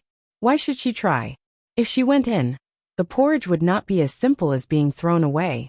Secretary Ku didn't notice Jin-won's expression. He stuffed the porridge into her hand and pointed to the secretary's office. I was sorting out the contract just now, and there are still some parts that haven't been sorted out. I'll leave the porridge to you, Mrs. Mo. I'll go back first. With that, Secretary Ku slipped back to the secretary's office. Jin-won stood outside the door of the CEO's office, looking at the bowl of porridge in her hand that could be thrown away at any time, and fell into a dilemma of hesitation.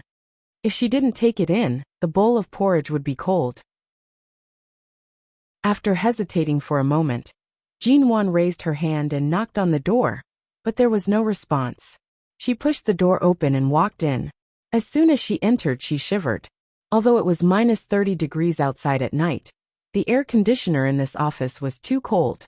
Glancing at the 18 degrees displayed on the air conditioner, Jin-won glanced at the man behind the desk, and then turned around to look for the remote control of the air conditioner. The air conditioner in his office wasn't the integrated kind, but a separate one. After finding the remote control, she raised the number of the air conditioner, turned her eyes, and stared fixedly at the man who was staring at her without a word because she came in. The temperature in the office gradually rose, and it was neither too hot nor too cold.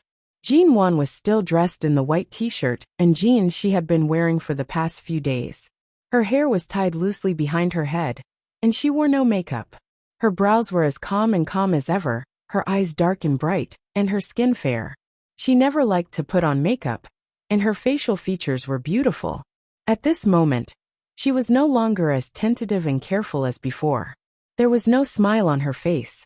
Holding the porridge bowl in both hands, she walked over and put the bowl on his desk. Chapter 395.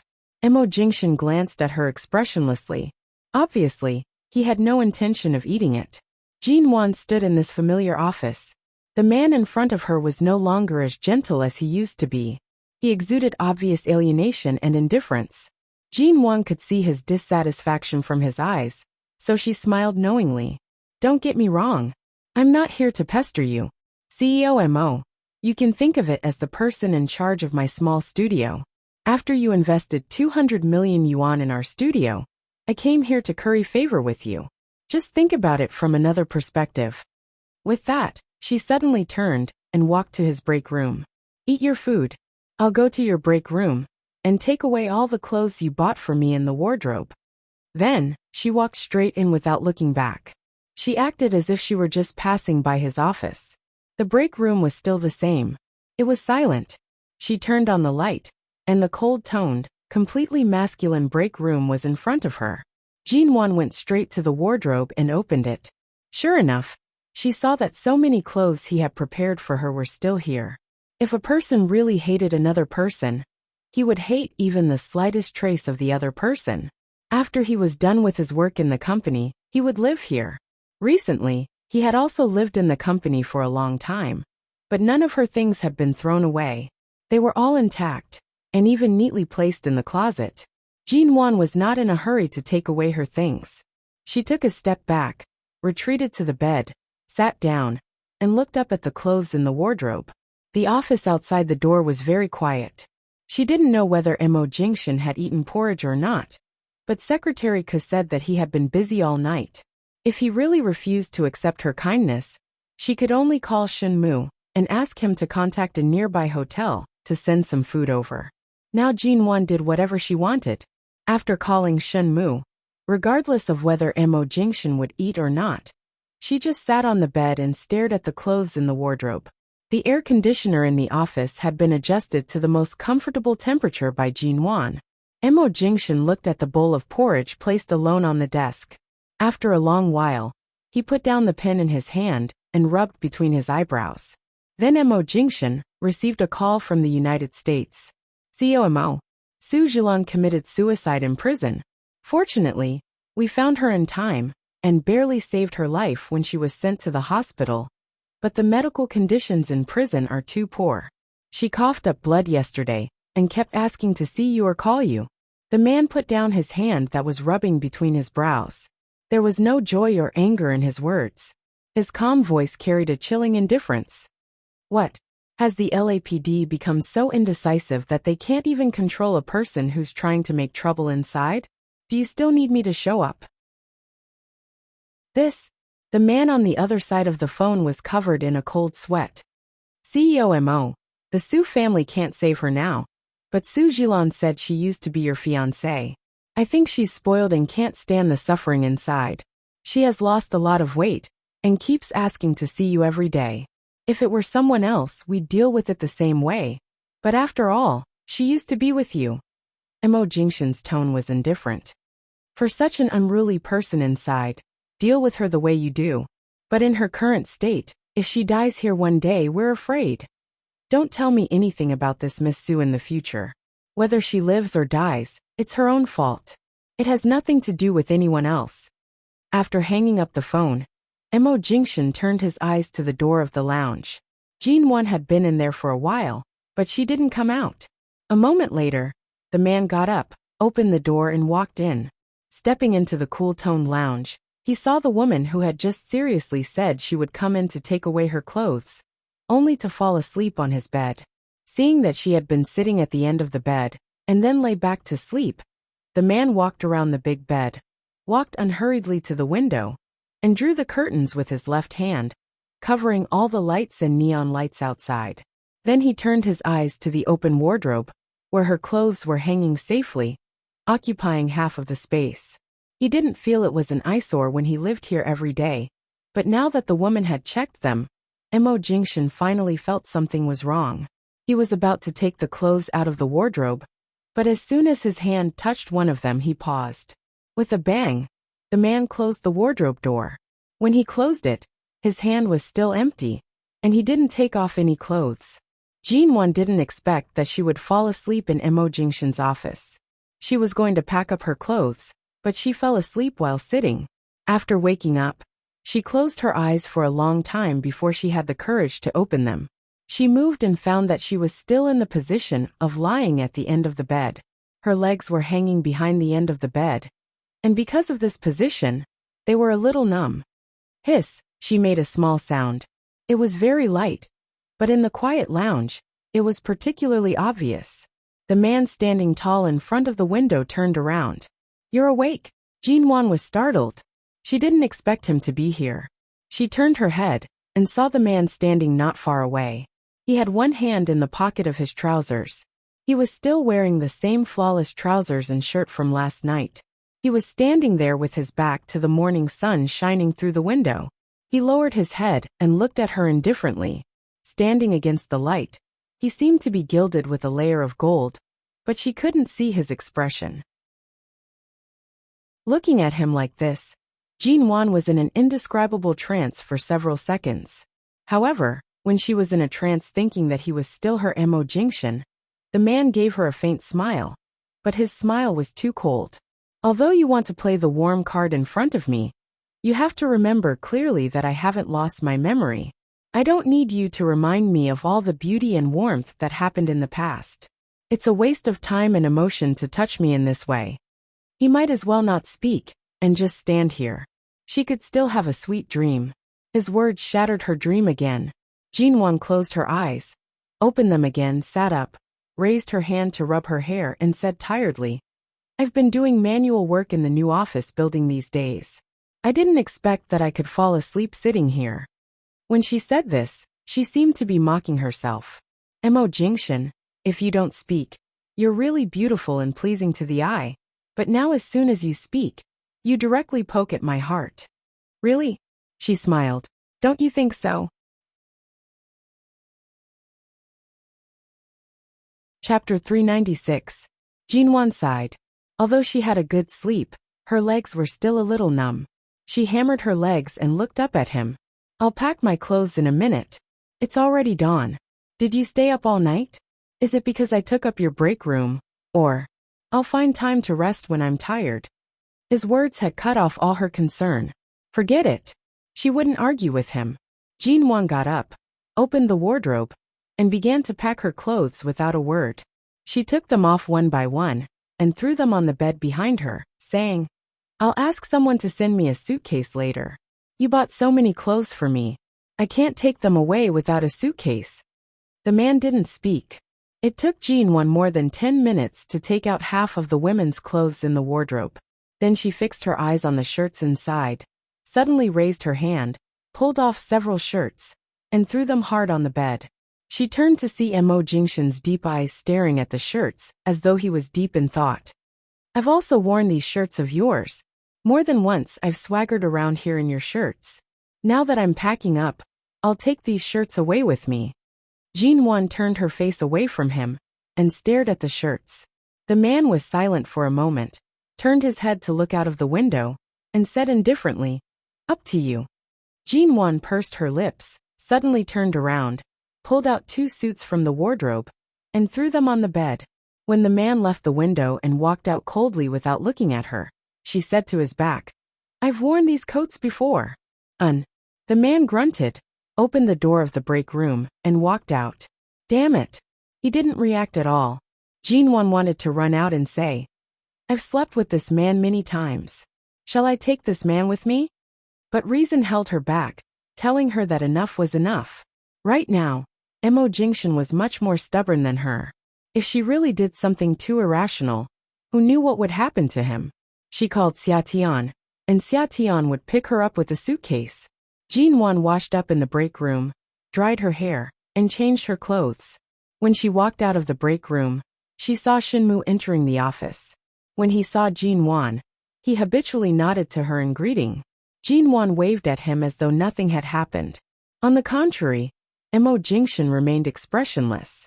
Jinwan glanced at his desk. The porridge bowl was gone, and the food that she had asked Shinmu to send over last night was also gone. Someone must have taken it away. She didn't know if Mo Jingshan had eaten it or not, but the chances of him eating it were very slim. Xia Tian had promised Jinwan to pick her up, but she didn't tell Jinwan that she had set a new cooperation plan with BGY Group yesterday. On the day of the meeting, she had also arranged a dinner with their general manager, Mr. Vince. The next afternoon, when Jinwan was about to get off work, Xia Tian suddenly mentioned such a dinner party. Jinwan was baffled. Didn't you say that the cooperation plan is set for next month? Why is it so sudden? Anyway, this deal can't escape from our hands. That Mr. Vince also wants to curry favor with you, so he gave us the plan in advance. We'll just sign the contract a month in advance. Xia Tian winked at her. You have to go to this dinner party tonight. If you dare to screw me up, I'll resign in front of you. Jinwan. In the past, when she and BGY often worked together, she had a lot of contact with that Mr. Vince. However, After learning about the flowers, she almost cut off contact with Mr. Vince. She thought that the other party was very sensible and understood her attitude, so he didn't pester her. However, this time, instead of sending flowers, she gave them the plan she had planned in advance. Although it wasn't the first time that Jin-won had gone through the back door, the feeling of being forced to do something beyond her own abilities was really uncomfortable. This clearly made her owe Mr. Vince a favor. Jin-won glared at Xiaotian. Xiaotian narrowed her eyes and smiled at her.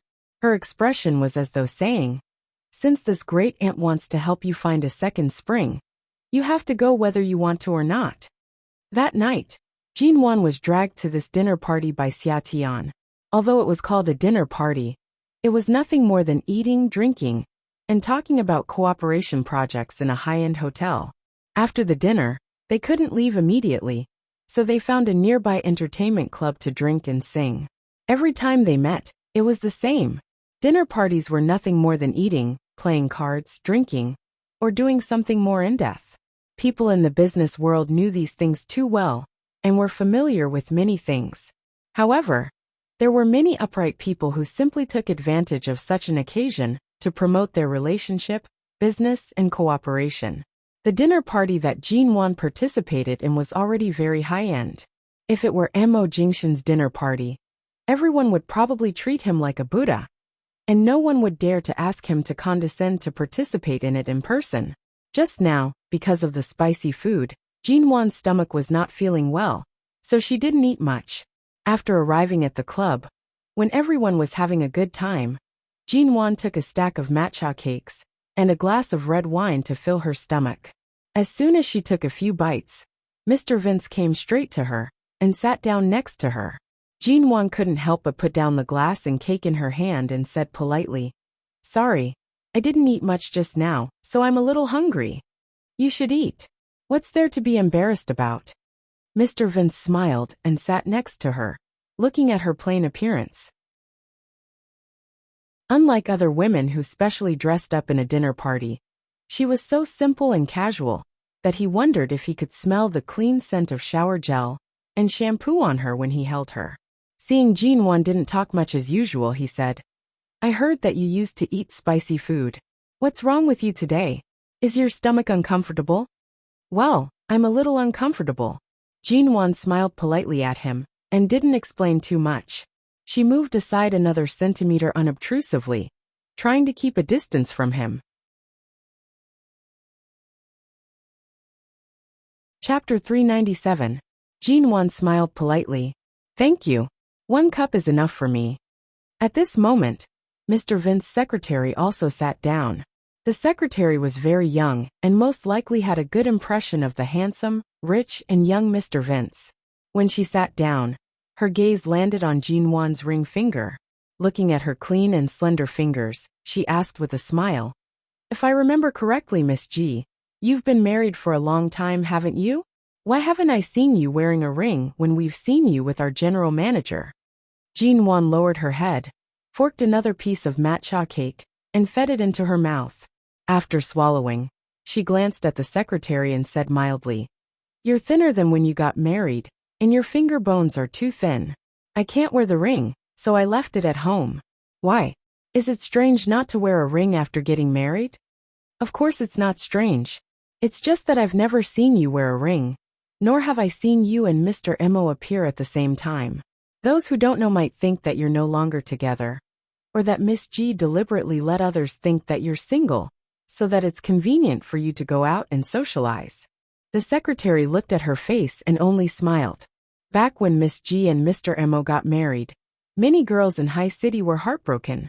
I don't know why Miss G couldn't get over it. Instead of staying at home, she insisted on starting her own business. Her words were nothing more than reminding Mr. Vince beside her that Jin-won was a married woman, and her husband was Mo Jingshan, whom he absolutely could not afford to offend. Mr. Vince couldn't possibly be unaware of this, and this secretary was clearly taking the opportunity to remind him. Jin-won did not speak. She had no interest in the two people beside her, so these undercurrents between others were meaningless to her.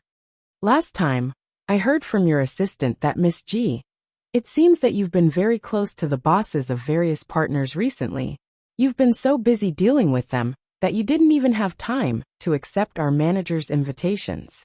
It's really not easy to see Miss G today, but Miss G seems to be absent-minded. It seems that you're determined to win BGY's cooperation proposal and aren't taking it seriously at all. Jinwon did not raise her eyes. She said mildly and indifferently, "Isn't the most appropriate display of seriousness after discussing the contract and the progress of the cooperation more important? Wasn't all the smiling faces before signing the contract just an earnest greeting? We're all old acquaintances, and it's not the first time we've cooperated. You should know the efficiency of our studio and the price of the purchase price. Why do you still need to do so much?" As for saying that Jinwon didn't have time to accept Mr. Vince's invitation, it was true that Jinwon told Xiaoba to say so, but to say that Jinwon was busy dealing with the bosses of other partners. Haha. Jinwon smiled without saying anything. Jinwon's expression remained cold and disdainful. The secretary was about to say something when Mr. Vince said coldly, "Are you drunk today? You've only had a few drinks, and you're already talking nonsense?" The secretary was stunned. She knew her boss's temper very well. She was unhappy and wanted to come over to mock Jinwon, but when she heard this warning, she did not dare to say anything more. She took the opportunity to get up and walk away, but she still glanced at Jinwon from time to time, as if she was afraid that Mr. Vince and Jinwon would have any ambiguous relationship or further intimacy. She finally quieted down, but Jinwon still looked indifferent. Mr. Vince handed her a stack of cake next to him. "Don't mind." Jinwon smiled and took the cake. "It's nothing. People like you never lack admirers and suitors. Such a secretary is just one of them. It's not like I haven't seen this kind of secretary before. Of course I don't mind." Mr. Vince raised his eyebrows. "Then how many admirers and pursuers do you have around you?" Jinwon's hand paused on the fork and turned to look at Mr. Vince. At the moment they looked at each other, Xia Tian suddenly raised her cell phone and took a photo of the two of them. Jinwon paused and turned to look at Xia Tian with a jerk, but Xia Tian proudly held up her cell phone and shook it at her. Seeing her secretly pleased expression, Jinwon knew that she was up to no good. Besides, Xia Tian had been very hostile to Emo Jingshan recently. She didn't know what Xia Tian would do if she took a photo that could easily be misunderstood. She quickly got up. "I'm going to talk to Xia Tian. I'll call someone else to come and drink with you later. I'll leave you." Jinwon's face was cold when she got up. This was not the first time that Mr. Vince had met her. He knew that she was not as reckless as other female leaders of companies, but this was indeed the Jinwon he knew. Mr. Vince didn't say much. He smiled and moved his legs to let her pass, without any intention of chatting or pestering her. He was a gentleman. If he hadn't been a gentleman, Jinwon would have given up the cooperation with BGY Group and wouldn't have come to this kind of social event. Jinwon quickly walked up to Xia Tian and reached out. "Give me your cell phone." "No." Xia Tian was also eating cake, protecting her cell phone as she ate. Jinwon's face was cold. "Give it to me." Seeing that Jinwon was about to be angry, Xia Tian simply reached out to pull her over, let Jinwon sit next to her, and then picked up the cell phone to show her the photo. "Look, the angle at which you and Mr. Vince look at each other is perfect, but there is still a gap of 10 centimeters between your shoulders. Right? As you said in the magazine last time, you didn't hug or kiss each other. So what if you took a photo? Don't you think so?" Jinwon didn't speak and reached out to grab it, but Xia Tian suddenly took back the cell phone and put it back in her pocket, not letting her touch it at all. There were so many people here, so Jinwon couldn't grab it openly. She could only lean close to her and say in a voice that only she could hear, "You can take it, but don't send it out. Do you hear me?" Xia Tian snorted. "It depends on my mood. Anyway, don't send it." "Oh, then I'll send it to Emo Jingshan alone." "If you want to die, send it to him." "You mean if I send this kind of photo to him, he'll kill me?" "No, you'll probably die in my hands first." Jinwon's face was cold. Xia Tian.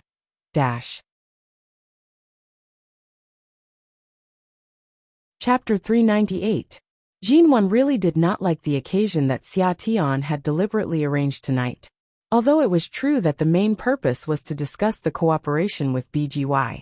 From the very beginning, she had deliberately given her and Mr. Vince some space to flirt. This goal alone made it impossible for Jinwon to stay in this private room. Although she knew that Xia Tian would not be so impulsive as to randomly send out the photos, and that she only wanted to make her happy or divert her attention, Jinwon did not have much of a good impression of Mr. Vince and his secretary. After chatting with everyone for a while, Jinwon used the excuse of going out to get the drink list to get some fresh air. She picked up her bag and headed out. She had always been very clear about the matters between men and women. In her previous life, no matter how irrational she would not mess around with a man she did not like. In this life it was even more so. Jinwon had just stepped out of the private room and was about to head to the front desk of the club to ask for another drink list, when she suddenly heard a woman's low cry from the corridor of the private room. "Let go! I told you to let go." This voice was slightly familiar. Jinwon paused in her steps and turned to look behind her. When she heard the voice earlier, she thought it was Shirni-Ange. Now that she looked back, she saw that it was indeed Shirni-Ange, who was desperately trying to shake off the hands of the two men dressed in black. Shirni-Ange was usually a very gentle beauty. This was the first time Jinwon had heard such a sharp voice from her. The corridor was very quiet. The people in the surrounding private rooms had already poked their heads out to look in this direction. However, everyone only glanced coldly at them before closing the door and ignoring them. Jinwon saw that the two men had lowered their heads and were saying something to Shirni-Ange with cold expressions. However, Shirni-Ange was frantically trying to free her hands from their hands. Her eyes were filled with hatred and panic, and even traces of fear and helplessness could be seen. Jinwon furrowed her brows. Although her relationship with Shirni-Ange was not particularly deep, they were at least acquaintances. However, even if it was only for Qin-Sighting's sake, she felt that she had to help Shirni-Ange. More importantly, in her view, Shirni-Ange's face was red, and the redness was somewhat abnormal. "Let go. I didn't agree to your boss deal. Miss Shir, I advise you to be sensible. If you, such a young woman, want to take over Shida Group, you have to see if our boss agrees to let you take that position. Your father's company has been in the hands of our boss for a long time. Your father also intends to let you marry over. Since he has called you back from the United States, you know what he means. You can't hide from our boss after hiding for so many months. You might as well give in." The two of them didn't use too much force and didn't intend to hurt her. However, they didn't let her go and kept holding her back. Shirni-Ange's gaze became more and more anxious, and her breathing became heavier. It turns out that from the beginning, he planned to step on our Shir family's heads. Back then, my father shouldn't have handed most of the power in his hands to him. What boss? Didn't he take advantage of our cooperation to devour everything of the Shir family step by step? Now he's using something that belongs to me to challenge me. Who gave him the right to do so? Who gave him the courage? Do you think you can disregard the law just because your family is powerful? Miss Shir, you'd better be rational. Go in and have a good talk with our boss. I told you to go away. Shirni-Ange said angrily. Let go. Let go of me. If you don't let go, I'll really call the police. Miss Shir, go away. Miss Shir, you'd better come in with us quickly. If the boss is angry, you won't have a good ending either. Let go. Don't touch me. Jinwon walked over and said coldly, Gentlemen, I'm sorry. Just now, I didn't know what was going on here. I saw someone shouting to call the police, so I called the police. I don't know if it will cause you any trouble, but the police station is not far from here. The police are already on their way. She spoke as if she had accidentally called the police, but her tone was cold and full of warning. The two men finally let go of Shirni-Ange's hand, but they obviously looked at Jinwon unhappily, despising her for being a busybody. Jinwon walked over and stood in front of Shirni-Ange. Seeing the abnormal blush on her face, she felt that she seemed to have been drugged. She wanted to escape, but was stopped by the two men. Miss Shir. At this time, one of the two men looked at Shirni-Ange with a cold expression and said very vaguely, I advise you to go with us. I'm afraid nothing good will happen to you in your current situation. After all, our boss is an old acquaintance of yours. If you meet a stranger like this. Shinian's hand trembled as she raised it and grabbed Jinwan's wrist. Jinwan felt the heat on her wrist. Sure enough, she guessed right. She must have been drugged. No need. I'll stay here with her and wait for the police to come. Shinian's voice trembled slightly, but her tone was extremely firm. Hearing that she was also threatening them with the police, the two men hesitated and finally gave her a warning look. Miss Sure, you'd better behave yourself. If you leave like this today, if our boss is unhappy, we can't guarantee the future of Shida Group. Feeling the stiffness in Shinian's hand, Jinwan subconsciously held Shinian's hand, lest she really made an irrational choice when she was not sober and irrational. The two men stared at them for a while. Seeing that Jinwan was going to stick her nose into other people's business, they turned and left unhappily. When the two men walked away and entered a private room, Jinwan took the opportunity to help Shinian into the bathroom not far away. Miss Sure, are you all right? Shinian forced a smile. I'm fine. Are you not feeling well? Or, Jinwan raised her hand to feel the temperature of her face. Did you drink something dirty? Shinian was a little embarrassed.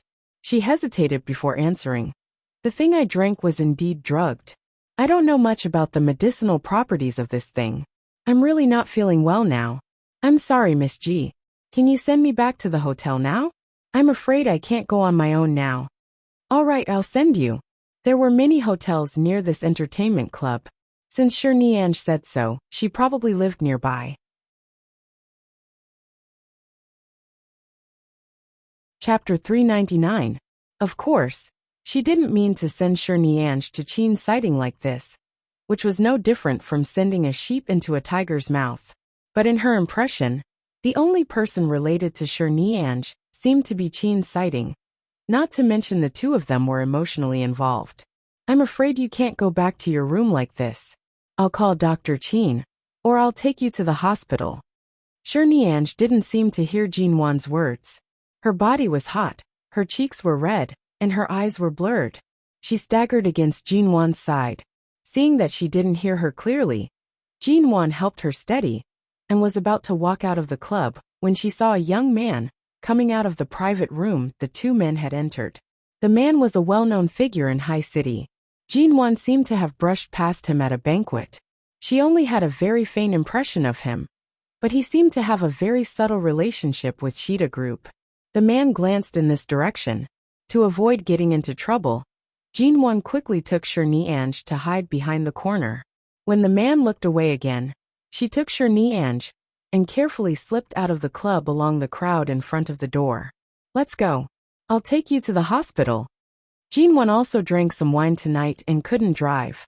She helped Shinian to the roadside to stop a taxi. Shinian was probably really confused and irrational. Following by Jinwan's side, she nodded in panic and then shook her head. After helping her into the taxi, he told her the address of High City Central Hospital. He then raised his hand to grab Shinian's hand that was about to pull open her clothes. He picked up his phone with the other hand and hesitated for a moment. He then glanced at the male driver in the taxi. The driver kept glancing at the rearview mirror, as though he had noticed that Shinian's condition was not right. Two women, one of whom had been drugged and looked seductive, faced the male driver, who looked strong. Jinwan secretly sent a text message to Qin sighting with her cell phone, but she didn't know when he would see it. Dr. Qin, are you in the hospital? Shinian was drugged and is now with me. Should I take her to the hospital, or do you want to come to a nearby hotel? Less than a minute after the message was sent, Qin Shiding called. What the hell are you texting? Qin Sighting's tone was cold. Obviously, it was because she was talking about Shinian, but even if it sounded cold, didn't he immediately call back? These duplicitous men were really in need of a lesson. Miss Sure is with me right now. Are you coming? Jinwan only asked, but her eyes were wary of the male driver, who kept glancing at them. Qin Sighting was silent for a moment. Jinwan glanced at the driver's license plate and license plate number on the front of the taxi. I'm on Luin Road right now. The taxi I took is High AR 589X. Are you going to rush over yourself? Or should I bring someone over to look for you? The driver's eyes were originally fixed on Shirnianj, who was clearly drugged. When he suddenly heard Jinwan tell him the license plate number of the taxi, he immediately calmed down, withdrew his gaze from the rearview mirror, and drove seriously, not daring to have any other thoughts. Qin Sighting clearly heard the caution in Jinwan's words. Luing Road was not far from the hospital. He said coldly, I just finished an operation. Send her to the hospital first. When they finally arrived at the hospital, Jinwan helped Shirnianj out of the car. Although it was already dark, there were many people in front of the hospital. Shirnianj's breathing was heavy, and her face was too red. When they entered the hospital, they did not make much noise, but they still attracted attention. It was not until they entered the elevator that it became quieter. After entering the hospital, Shirnianj seemed to have figured out where she was. She was clearly uneasy, staring at the numbers on the elevator in a daze. I'm not sure if it's appropriate to send you to Dr. Qin. Right now, if you're still awake, you can refuse. I can send you to the hotel immediately, Jinwan said softly. Shirnianj leaned against her. Her hot breathing and increasingly heavy breathing made her look very uncomfortable. At this moment, she suddenly smiled and said hoarsely in a low voice, It's not that I haven't slept with him, but looking at me now, I'm afraid the only way he can help me is to give me a tranquilizer. He won't do anything like what you think. Jinwan did not speak anymore, holding her steadily with her hand. Although she did not ask more, she remembered that Nan Heng had said that Shirnianj had gone to America 4 or 5 years ago. Shirnianj was 2 years older than Jinwan. In the months after returning to China, the relationship between her and Qin Sighting had clearly not eased. If they had really slept together, could it be that when she was 17 or 18, she and Qin Sighting, Shirnianj, did not know if she was really confused by the drug? She leaned against Jinwan's side, saying hoarsely and softly, Back then, before I returned to America, I got him drunk and fell on him. After I raped him, I patted my butt and left. I've been gone for so many years. She smiled as she spoke, but there was loneliness in her eyes. At that time, I was indeed young and impetuous, and I was indeed too selfish. When I chased him, I was so passionate, and when I left, I was so resolute and thorough. It's understandable that he hates me. Jinwan. What could she say? She could only say that it was already very impressive that Shirnianj had the courage to tear Dr. Qin's clothes. She could even rape a grown man. She could only give her a thumbs up. Impressive, impressive, really impressive. When they arrived at the floor where Qin Sighting's consulting room was located, Jinwan directly led them over. Qin Sighting had just finished an operation and was probably in the ward telling the patient's family something. There was no one in the consulting room. Jinwan lowered the temperature of the air conditioner so that the slightly cooler air could make Shirnianj feel more comfortable. Just as Shirnianj was helped to sit on the bed in the consulting room, the door opened. Qin Sighting was wearing a white shirt and trousers. When he entered, he only put his white coat in the crook of his arm. As soon as he came in, he saw Shirnianj sitting there. At a glance, he could tell that she was indeed not the same as usual. He paused and turned to look at Jinwan. Where did you meet her? My studio had a dinner party tonight. We were drinking in the entertainment club downstairs of the Greenwood Hotel. She was pestered by 2 men in the corridor.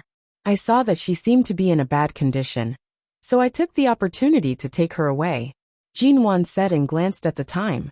I'll leave her to you. I'll go first. Jinwan was about to leave. Seeing that Qin Sighting was probably not in the mood to chat with her, she said before walking out of the door. By the way, the person who drugged her seems to be surnamed Xiao. That person has some status in High City, but I don't know much about him. I only know his surname.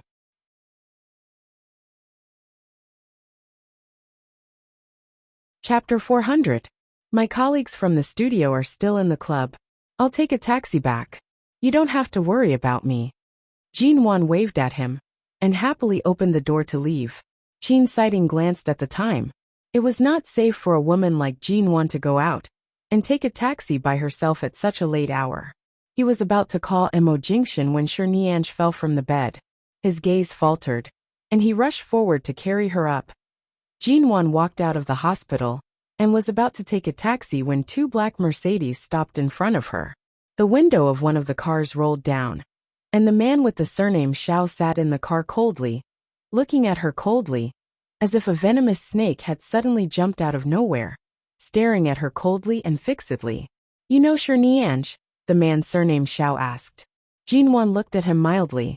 It seemed like when she came out of the club, these people had already followed the taxi all the way.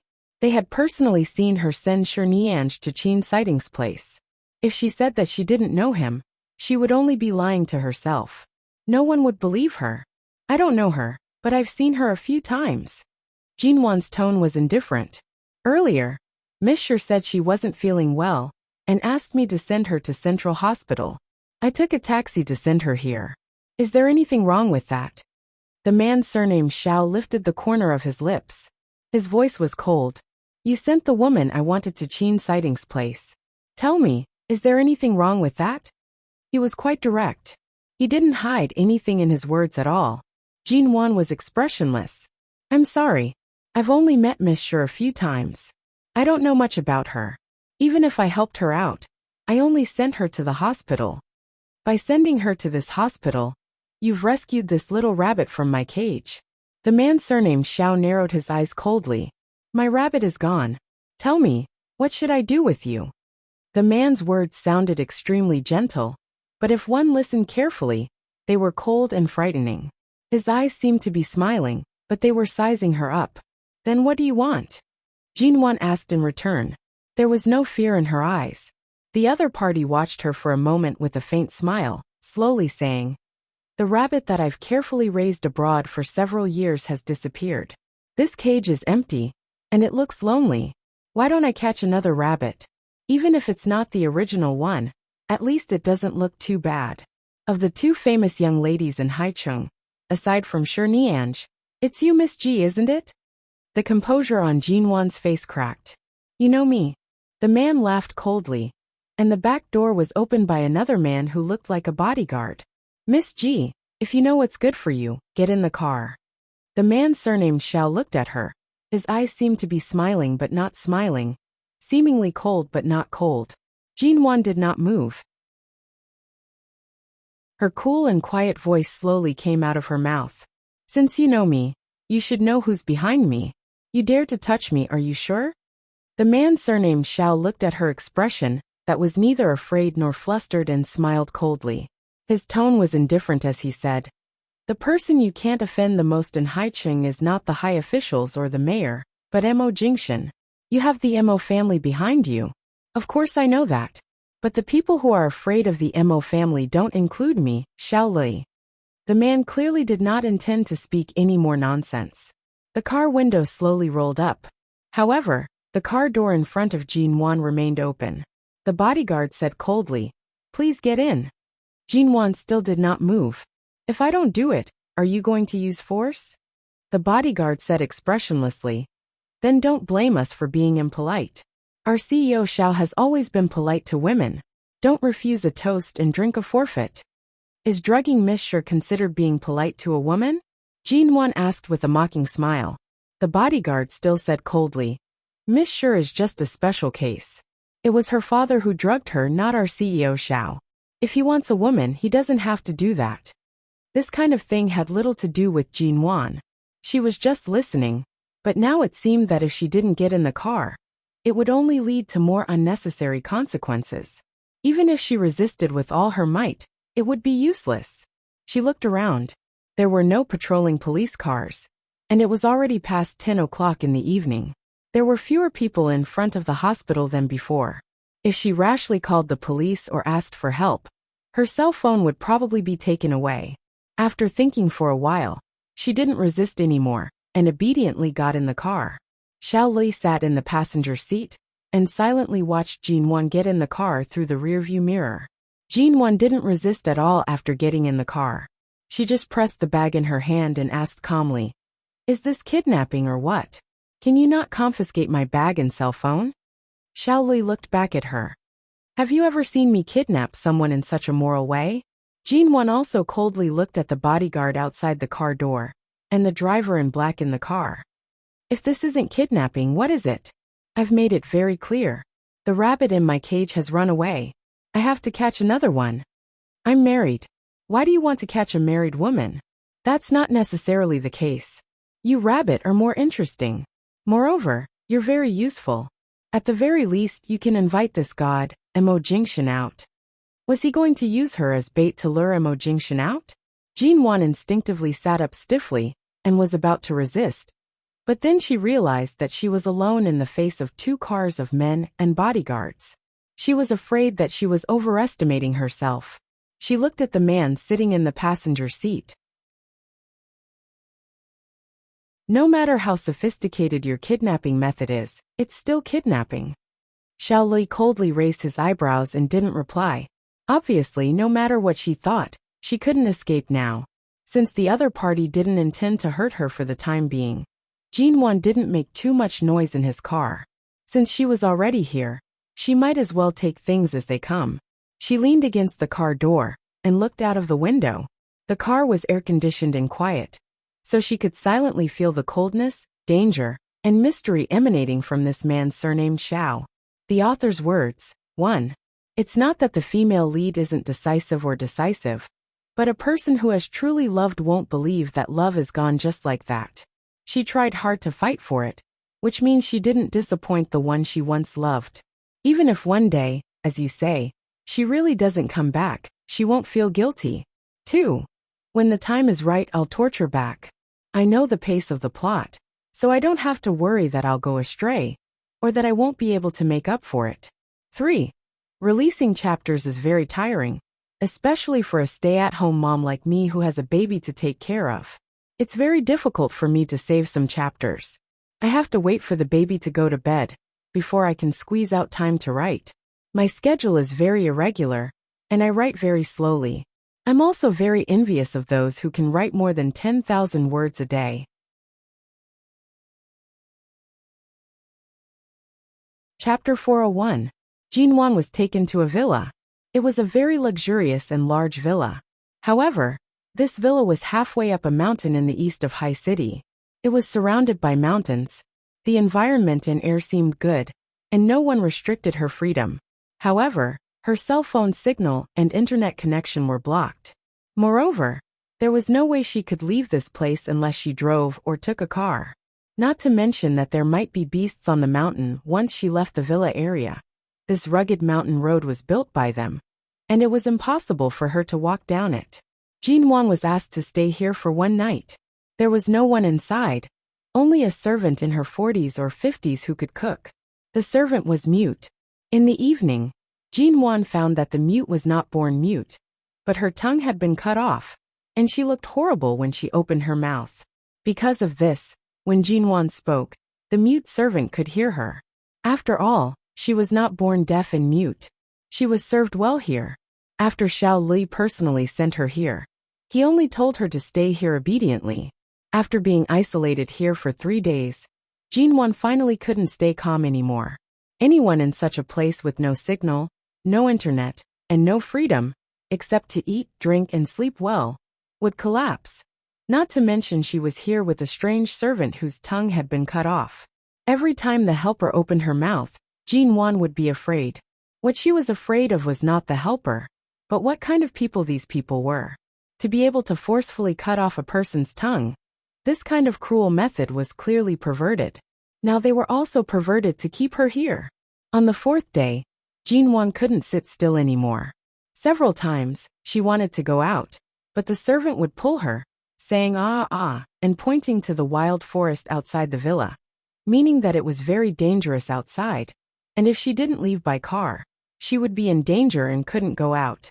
Jean Wan could only sit in the front yard of the villa in vain, holding the cell phone that was fully charged, but had no signal. She dialed 110 again and again, dialed Mo Jingshan's number, and dialed the numbers of all the people she might know, but the call didn't go through.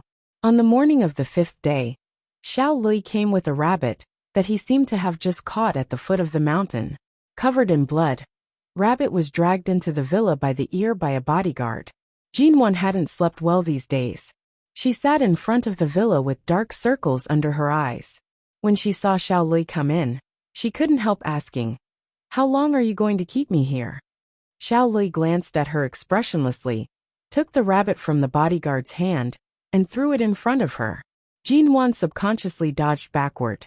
She lowered her head to look at the bloodied rabbit on the ground, and instantly felt a chill run down her spine. She raised her head to look at him. "Are you a pervert? Have you ever seen a pervert give a roasted rabbit to his prisoner?" Jinwon glanced at the dead rabbit on the ground, and took a step back. "I'm not interested in eating it." Xiao Lui expressionlessly walked past her. When he entered the villa, he glanced at the breakfast placed on the dining table. Seeing that it hadn't been touched, he glanced back at Jinwon. "Miss Ji, are you not used to the food? Or are you going on a hunger strike to resist?" Jinwon looked at him up and down, saying indifferently, "You're no one to me. Even if I starve to death here, it's useless. Why do I have to resist in such a stupid way? After being locked up here like an idiot for several days, anyone would lose their appetite. I can't eat anymore." Xiao Lui glanced at her again, coldly smiling. "You're quite sensible." Jinwon glanced at him. "Seeing that I'm sensible, can you tell me why you locked me up here? Such good food and drinks may seem like nothing, but this kind of mental torture is even worse. What grudge do I have with you that you have to torture me like this?" Xiao Lui coldly withdrew his gaze and didn't answer her. He sat at the dining table, asked the servant to bring new tableware, and ate the breakfast specially prepared for him by the servant. As he ate, he said calmly, "Miss Ji, sit here and let's have a chat." Jinwon walked over, but didn't sit down. She just stood by the dining table and kept a safe distance from him. Xiao Lui didn't force her to sit down. Glancing at her guarded expression, he said indifferently, "It seems that I overestimated your position in Mo Jingshan's heart. He is indeed more ruthless and calm than I knew him. He had learned the news that you were taken away by me 5 days ago, but he still hasn't taken any action." "Really?" Jinwon's expression was very calm. "Aren't you sad or sad? During the days I took you away, your husband didn't care about you at all. He didn't even take any action. There's nothing to be sad about. Our relationship has long been in trouble. It's normal for him to ignore me." Xiao Lui looked at her for a while and smiled coldly. "Why do I feel that you want to cry?" Jinwon glanced at him coldly, and there was a lot of mockery in her eyes. "Do I look like I want to cry?" She obviously despised and repulsed Xiao Lui, a pervert of unknown origin, and her tone was not polite. "I'm not surprised that a man who no longer loves me can be heartless to me now. I've already cried. Do I still need to cry in front of people like you?" Xiao Lui casually smiled. "It seems that CEO Mo really doesn't care about you. I thought he would do something in the dark, but he didn't do anything in the dark. It's clear that he doesn't even care about your life." Jinwon glanced at the man who deliberately poked her heart with words. "Oh." Xiao Lui suddenly smiled. "Since Mo Jingshan doesn't want you, why don't you just marry me?" Jinwon. "CEO Xiao, do you have any misunderstanding about a married woman? Me and you? Let's not talk about why I should marry you. I still have the title of Mrs. Mo. What qualifications do you have to stand in front of me and ask me to marry you? Speaking of which, we've only met once, and today is the second time we've met." Xiao Lui leaned back in the chair, his voice still cold. "I told you. You gave the rabbit I raised for many years to Qin sighting. Now you're the substitute rabbit. Since you're a substitute, there's no need for any feelings. Just stay in the cage obediently. Eat whatever I tell you to eat, and do whatever I tell you to do. There's no reason. You really are a pervert." Jinwon impatiently frowned. "Since Mo Jingshan doesn't intend to save me, why do you still keep me locked up?"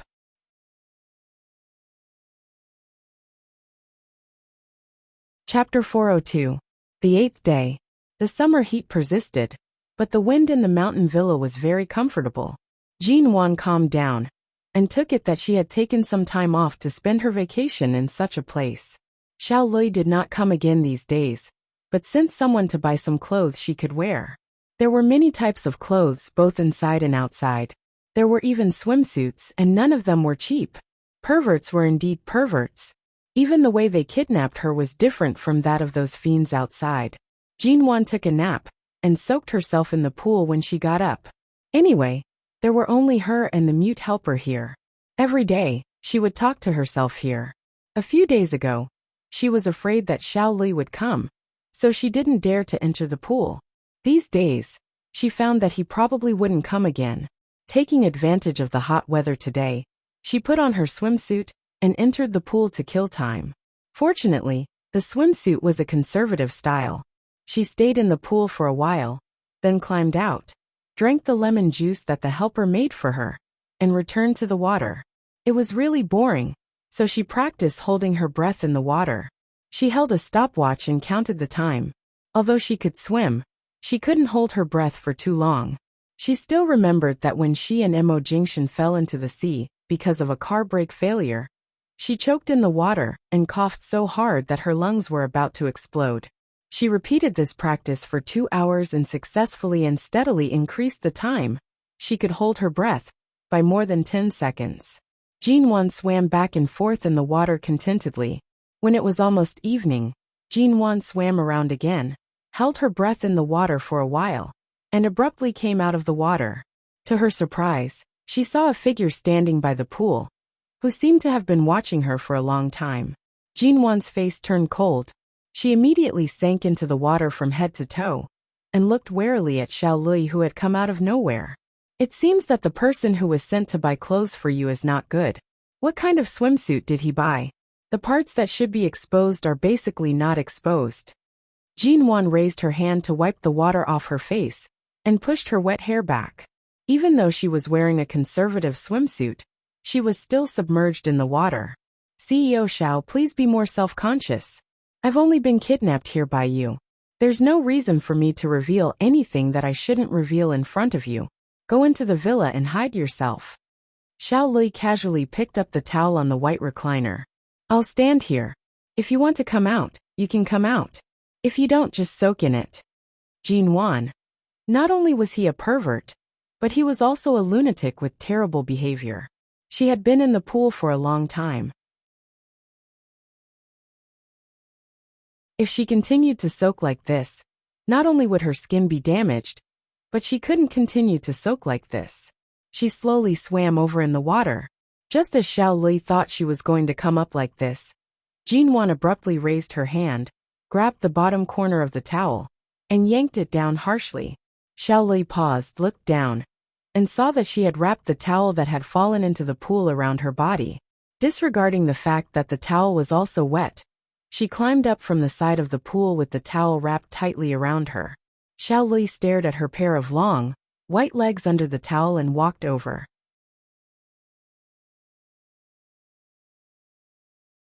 Chapter 403.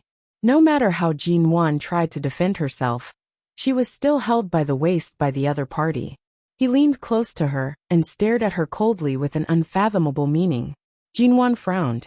Let go. There's water by the pool. It's very slippery.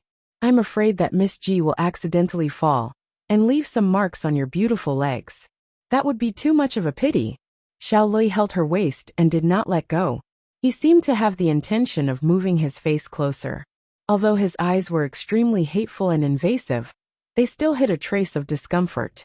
Jinwan's face was full of resistance and disgust. If you want to tease a woman, you have to know who you're dealing with. I'm afraid I'm not someone you can tease. Xiao Li was indifferent to the warning and threat in her words. He deliberately sniffed the neck exposed by her bath towel. Smelling the faint cold fragrance on her body, he narrowed his eyes and said, although it's a substitute rabbit, it smells good. It's not much worse than Shirni Ange's. Instead, each has its own merits and charm. Jinwan's waist was held by his hand. Although they were separated by the swimsuit and towel, she still felt as though she was entangled by an ice-cold viper. She felt a chill all over her body. The smell on this man's body was not unpleasant. It was a faint smell of tobacco. She was not in the mood to smell anything else. She raised her hand with an ugly expression to block between the two of them. Let go. Xiao Li refused to let go of her waist. Since Emo Jingshan doesn't care about you at all, you might as well follow me. Miss G is the #1 socialite in High City. If you follow another man, I'm afraid no one can match you. Do you think you're worthy? Jinwon asked coldly. Her 2 hands were still firmly blocking Xiao Lui's chest, refusing to yield even an inch. Whether I'm worthy or not, won't you know after you try? Xiao Lui raised his eyebrows slightly, and the smile on his lips deepened. He leaned close to Jinwon's ear and said, Miss G, haven't you heard of the Xiao family? In terms of power and influence, the Xiao family and the Mo family have always been on par. The reason why the Xiao family isn't one of Haicheng's 4 largest families is because the Xiao family is close to Haicheng, but doesn't belong to Haicheng. Whatever Mo Jingshan can give you, I can also give. Since he doesn't have any tender feelings for the fairer sex, you might as well follow me. Perhaps you can still fly out of this cage. Jinwon sneered. Flying from one cage to another? I'm afraid only a psychopath with Stockholm Syndrome would like someone as perverted as CEO Xiao. Xiao Lui completely ignored her resistance, clasped her waist tightly, and abruptly pressed Jinwon into his arms. He put his hand on her waist and bent down to smell the refreshing fragrance on her neck. Jinwon struggled with all her might, pushing him away with both hands. While they were arguing, they didn't hear the sound of a car approaching from outside. Why is it so fragrant? Xiao Lui held Jinwon, and had already moved up to her neck. His hands were firmly pressed against her waist to prevent her from moving away. Jinwon's hair all stood on end. She raised her foot, and was about to give his lower body a hard kick to kick him away. All of a sudden, a familiar, clear voice rang from the entrance of the villa. CEO Xiao, you're putting your hands where they shouldn't be. Are you prepared to have both your hands chopped off? That voice was low, slow, and heavy, as if a thick killing intent was slowly seeping into it.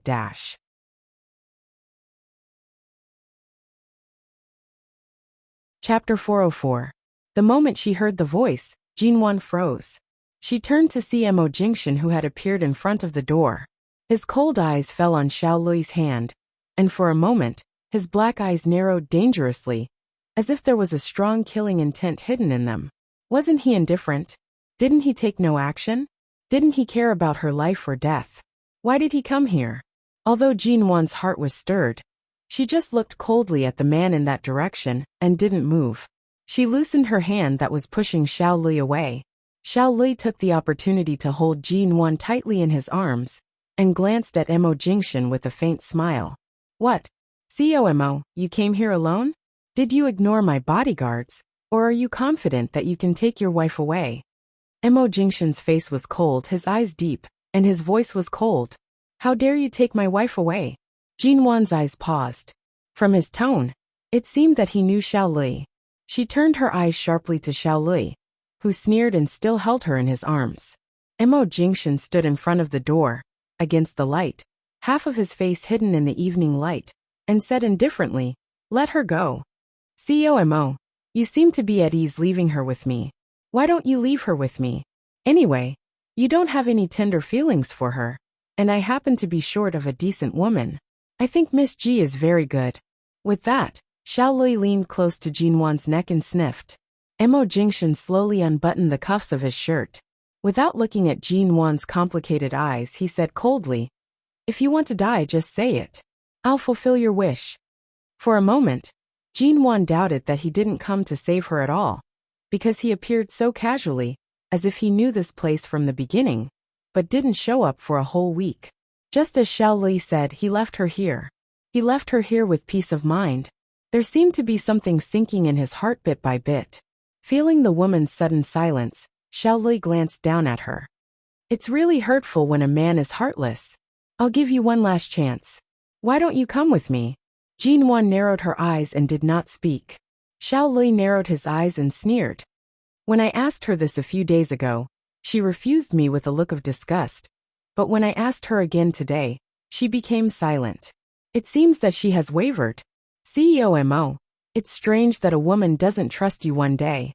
He had just finished speaking when Mo Jingshan's voice cut in. His voice was cold. Jinwon, come here. These days, Jinwon's mind was especially clear because of the quietness. She could tell that the relationship between Xiao Lui and Mo Jingshan was unusual, And even Mo Jingshan's attitude toward him was different from what she had imagined. She pondered for a moment, and withdrew from Xiao Li's arms.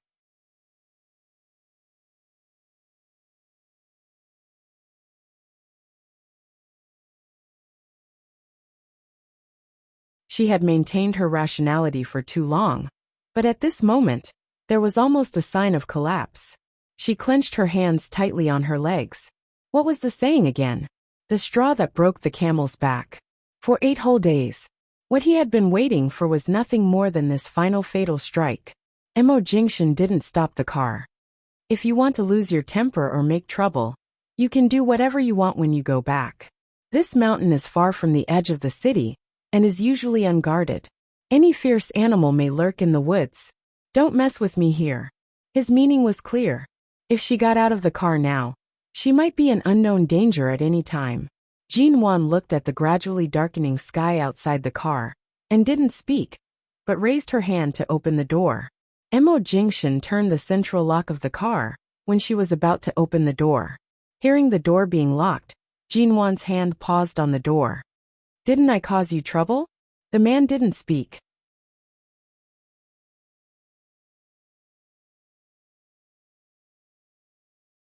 Chapter 405. After a few seconds of silence, the man abruptly stopped the car on the side of the road.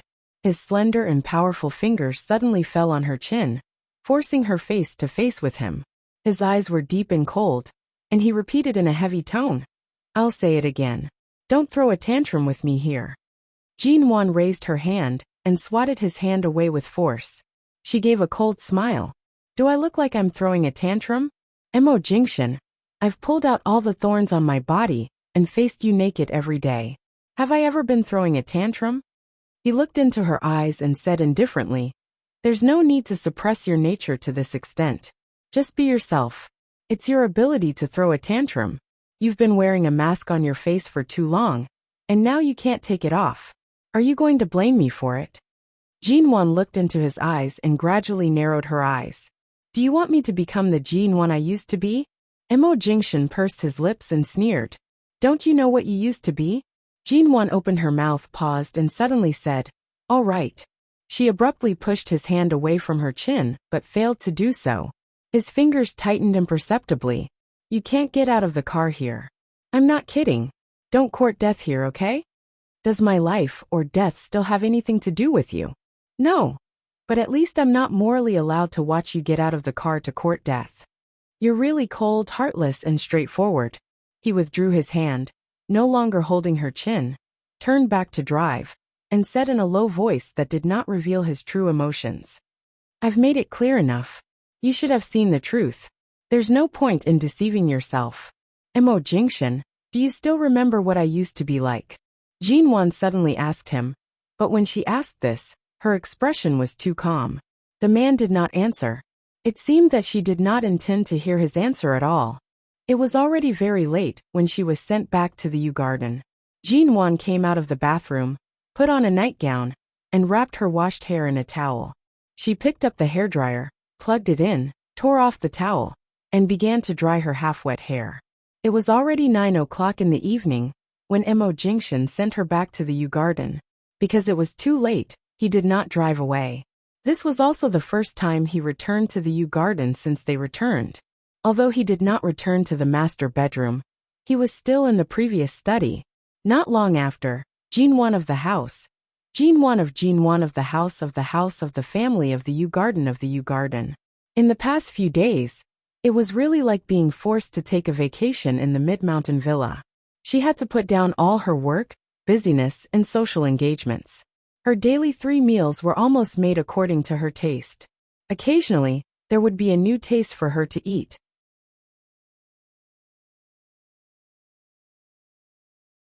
Seeing that she didn't eat it, the mute servant wouldn't force her to eat it.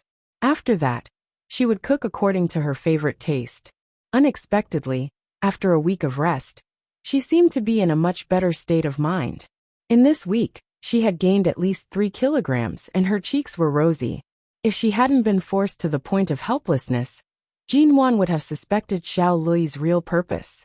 But now she was still suspicious of his purpose. The man surnamed Xiao often looked at her, as if there was something on her face worth looking at. But now that she had left the Yew Garden of the Yew Garden of the Yew Garden, she was not in the mood to think about whether this man was good or bad.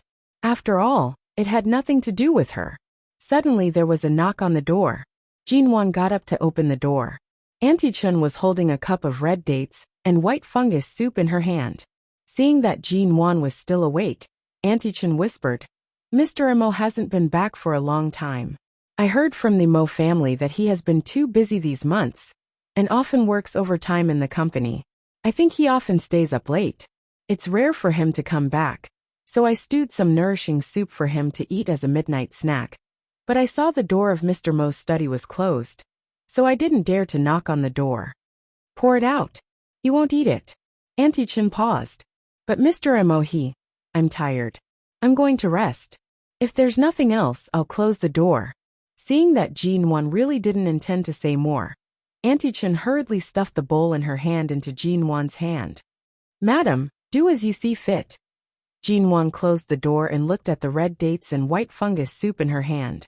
She might as well eat it herself. In the end, Jinwan knocked on the door of the study, but there was no response. Jinwan continued to knock on the door patiently. She was not in a hurry, and she knocked on the door rhythmically for a few minutes.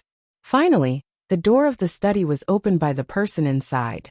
The man stood in front of the door, and his indifferent eyes fell on her nightdress. His eyes were clear. "What's the matter?" Jinwan handed the bowl in her hand to him and said carelessly, "Auntie Chun made red dates and white fungus soup. She asked me to bring it to you." Not only did she say it carelessly, but she also didn't pay attention to the soup in the bowl, because she had almost drunk half of the bowl. Looking at the red dates and half a bowl of white fungus soup, the man was expressionless. "If you like it, drink it yourself. You don't need to bring the other half to me. You sound as if you will drink it even if I bring the whole bowl here." Mo Jingshan didn't answer her, nor did he block the door. This was the Yew Garden, and Auntie Chun and the other servants were mostly Grandfather Mo's spies. He didn't refuse her so coldly and left the door open. He didn't stop her from leaving or coming in. Seeing the man turn around and go in, Jinwan saw that he was not working, but reading some translation materials. The computer on the desk was turned on, but only on the desktop wallpaper page, which meant that he just turned it on but didn't use it. Other company documents automatically printed by the printer in the study were still placed beside the computer and hadn't been signed, which meant that he was not in a hurry to sign them and that he was not busy tonight. Jinwan walked over. When the man put away the translation materials, she walked up to him and watched him put the translation materials into the bookshelf.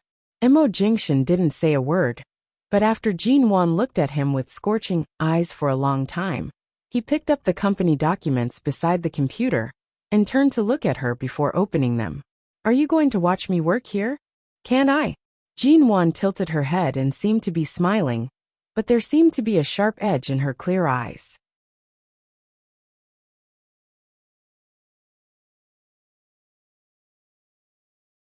Chapter 406.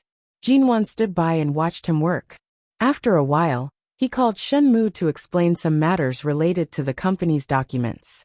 She watched him put down the phone and sign the documents. She watched him frown and be expressionless from time to time. Jinwan finished the half bowl of red dates and white fungus soup. She stood by and watched him while drinking the food in the bowl. After eating, she put down the bowl, wiped the water stains on the corner of her mouth with her fingers, glanced at the man's unmoved profile, raised her hand, and pressed the company document in front of him. The man paused and looked at her again. "What do you want now?" Jinwan stared at him. "Since you think my feelings and all my forbearance are because of the mask on my face, why don't I let you recall what I used to be like tonight?" With that, she leaned over and leaned close to the man's expressionless face. She looked at him with her eyes. "I suddenly missed the days when I could do whatever I wanted. I didn't care about anyone's feelings. I could do whatever I wanted, get whatever I wanted, and abandon whatever I wanted." Then she suddenly fell back and sat on his lap. She put her arms around his neck and smiled at him. "I have to fight for what I want. You are the one I want. Why don't you teach me how to take you back? Mo Jingshan looked at her and said, You are the one I want. Why don't you teach me how to take you back? Mo Jingshan slowly furrowed his brows. Childish. With that, he was about to push her away from his lap. However, Jinwan sat firmly on his lap, raised one hand to hold his neck, and slowly moved one hand up his shoulder. Her 2 fingers, as if imitating a person walking, slowly moved over the spot on his back, where he had been seriously injured in the car accident to save her. She had just taken a shower before coming here. Other than the faint cold fragrance and the fragrance of the shower gel on her body, there was nothing under the thin summer silk nightgown. She sat on his strong legs with the thin nightgown separating them. Jinwan smiled at him. She lifted his chin with one hand and moved closer, just a finger's distance away from his lips, their breaths entwined. But they were neither close nor distant. Jinwan, do you know what you're doing? The man didn't avoid her. He maintained his original posture and looked at her coldly. Jinwan did not reply. She appeared to be passionate and smiling, but her eyes were cold. I'm sitting on my husband's lap. Is there a problem? The man's eyes were as dark as ink. When she smiled at him again and again, he said coldly, Know your limits. Don't be too willful. The smile on Jinwan's face grew wider. Willful and reckless? Mo Jingshan stealthily avoided her eyes. Get up. Don't sit here. Jinwan chuckled and leaned into his embrace. She lay on his shoulder and wrapped her arms around his neck. All right, give me a kiss and I'll get up. Mo Jingshan's gaze was indifferent. He seemed to have seen through her desperation and suddenly pushed her off his lap without mercy. He was very fast, so fast that she was pushed away before she could feel his increasingly obvious reaction. Jinwan staggered and stepped back. She did not insist. She leaned against the table and watched him for a while. During this time, she did not say or do anything. She only watched him. Then something seemed to fall on the table behind her, and she walked toward the door of the study. When the door opened and closed, Jinwan had already left without looking back. Mo Jingshan turned to look at the expensive fountain pen she had thrown back onto the table. The sturdy body of the pen had actually been bent by her.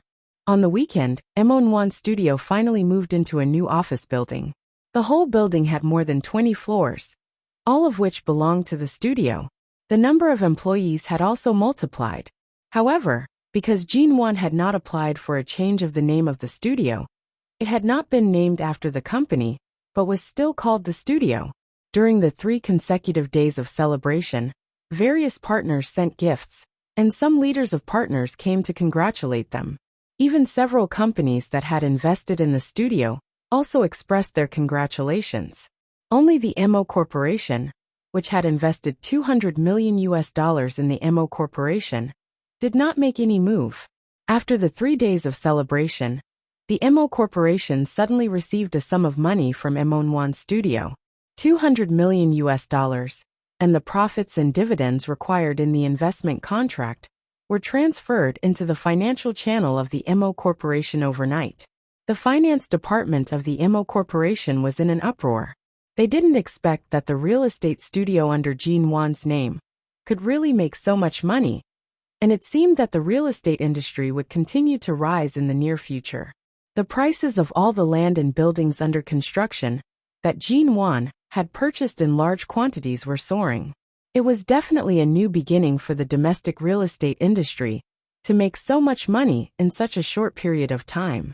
However, when she could continue to take the opportunity to invest in large quantities to buy land, her studio suddenly returned the original investment of the Mo Corporation. During this period, Jinwan did not contact Mo Jingshan again. After receiving the money, Shenmu was surprised when he received the news. He showed the records of the money to Mo Jingshan. CEO Mo, Mrs. Mo returned the money just like that. She even calculated the interest and everything else according to the original contract. There's no difference at all. This. Mo Jingshan stared at the record of the money for a long time. As soon as they learned that Jinwan's studio would have a large lack of funds, many investors who had gradually seen the business opportunities in her industry would be eager to fill the gap immediately. Indeed, There was no need to worry that she would be short of funds now. Many investors would only move as soon as they heard the news and try their best to sign a cooperation agreement with her studio. Although Jin-won valued relationships, once she made a certain decision, she was very straightforward. Her straightforwardness made people wonder if she had made such a plan long ago. But there had been a string hanging on her, and this string had finally broken. The clothes in his office had been removed, and all the clothes she had touched had been removed. Just this morning, he received the room card and key to Aolan International sent by Jin-won.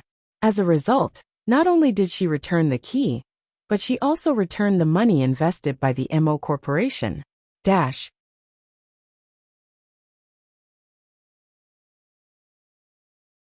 Chapter 407. After the celebration party, the staff of the studio gathered for dinner near the new office building.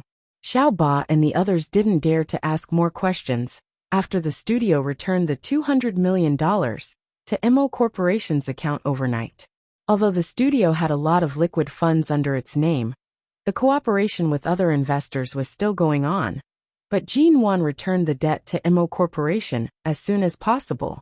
Well, even if they didn't know what happened, they could tell that something must have happened between Jin-won and CEO MO. And it must be a big problem. Xiao Ba and other colleagues frequently looked at Jin-won. The quieter she looked, the more worried they were. Boss, if you are in a bad mood recently, the studio has moved here anyway. There are so many employees and Sister Xia. You can take a break for a while, Xiao Ba said. I'm very happy that the studio has developed independently to this point. How can I be in a bad mood? Jin-won held a bottle of beer but didn't drink it. She just shook it in her hand and put it on the coffee table. Xiao Ba wanted to ask more questions, but Xia Tian kept winking at her. Xiao Ba didn't dare to ask more questions, so she took the wine in Jin-won's hand and gave her a glass of juice. Now our studio is becoming more and more successful. Sister Xia is the vice president, and there are many people in charge of each department. Boss, you need to relax. Why don't we book a ticket for you to travel to City H these days? You can go out for a vacation, okay? Didn't I come back from vacation a while ago? Jin-won raised her eyebrows. What vacation did you have? Why don't we know? It was the week when I suddenly disappeared. Jin-won held her chin with her hand, gently touched her cheek with her finger, and said with a faint smile, I secretly went on vacation that week. Jin-won's expression clearly didn't mean that she had gone on vacation. Xiao Ba and Xia Tian looked at each other. Xia Tian didn't speak, but turned to look at Jin-won, who didn't say much, and then at her hand. You've been back from the United States for so long, but I haven't asked you about the scar on your hand. Xia Tian pointed at the burn on the back of Jin-won's hand and wrist that hadn't completely faded. Last time, I accidentally mentioned it, but you didn't say anything. Since then, you've been applying concealer on your hand every day, so I forgot to ask. As she spoke, she pulled Jin-won's hand over and looked at it over and over again. This scar has been there for a long time. Your skin used to be white and tender, but now it's obviously scalded. When and where did it happen? Why is there such a big scar? It's nothing. I just accidentally scalded myself. Boss, don't apply concealer on your hand in the future. It's better to stick to skincare and scar removal ointment. Fortunately, there's only a little redness. It's not obvious if you don't look carefully. I think it'll disappear after a while. Concealer will affect the healing of scars. Don't use it anymore. Xiao Ba's voice was soft, and she reached out to touch Jin-won's hand. It must have hurt a lot. Jin-won looked at her hands and remembered her miserable life. Now that she had finally left that terrible place and returned to High City, it was nothing more than jumping from a strange fire pit into a fire pit she was familiar with. She had been looking forward to returning to High City as soon as possible, but now she was finally back. Jin-won changed the topic and finally led it to Xia Tian's recent relationship problems. The atmosphere at dinner became lively again because of Xia Tian's awkward relationship experience. Everyone was laughing and joking when Jin-won's cell phone rang. She picked up the cell phone and looked at the caller ID, picked it up, and said indifferently, "Hello." When she heard what the person on the other side of the phone said, she said calmly. I see. Jialan Bar in downtown High City. Elegant blues music sounded, and the slow singer in the bar was holding a guitar and singing. Young men and women hugged and caressed on the dance floor, ambiguous and charming. Jean Wan walked across the dance floor expressionlessly, wearing the soft white dress she had worn when she left the dinner party. This bar was similar to a combination of a noisy bar and a bar. There were many people, and it was very hot. She took off the matching silk scarf around her neckline and threw it into her bag. Without the cover of the silk scarf, the V-shaped neckline exposed a large area of skin around her snow-white collarbone. Although it was not too naked, it still attracted the attention of many men on the dark dance floor. But her eyes didn't seem to come to such a place to drink and spend the long night. Her cold and indifferent expression attracted people's attention, and she soon walked inside to the place Qin Sighting said on the phone. Qin Sighting said that Mo Jingshan was drunk and called Jean Wan to pick him up. Qin Sighting originally wanted to drive away the girl who had been wandering around their bag. After wandering around for a long time, no one paid attention to her. However, the moment Jean Wan appeared, Mo Jingshan, who had been quietly drinking, suddenly pulled the girl who happened to come to his side to sit on the sofa. Although he did not put his arm around the girl's waist, he took the expensive bottle of wine from her hand, opened it personally, and chatted lightly with the girl who took the initiative to come up to him. Mo Jingshan was clearly not drunk, but if he was not drunk, why would he, who was expressionless and didn't even bother to look at the woman who took the initiative to court him, now take the initiative to sit down with this woman? Normally, he would never provoke a woman.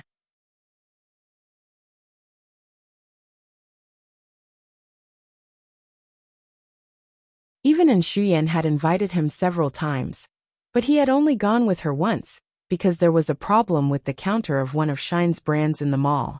Even then, he had only gone to deal with the problem and dispute at the counter. A man who had no interest in any woman except Jean Wan was actually holding a strange bar girl, who smelled of cheap, pungent perfume by his side. Was she really going to get a divorce? Qin Sighting was about to ask the bartender, who was about to lean on Mo Jingshan to go away, but out of the corner of his eye, he saw Jean Wan coming over from the dance floor with an expressionless face. He raised his hand and was about to drive her away. He was surprised that Jean Wan came so fast.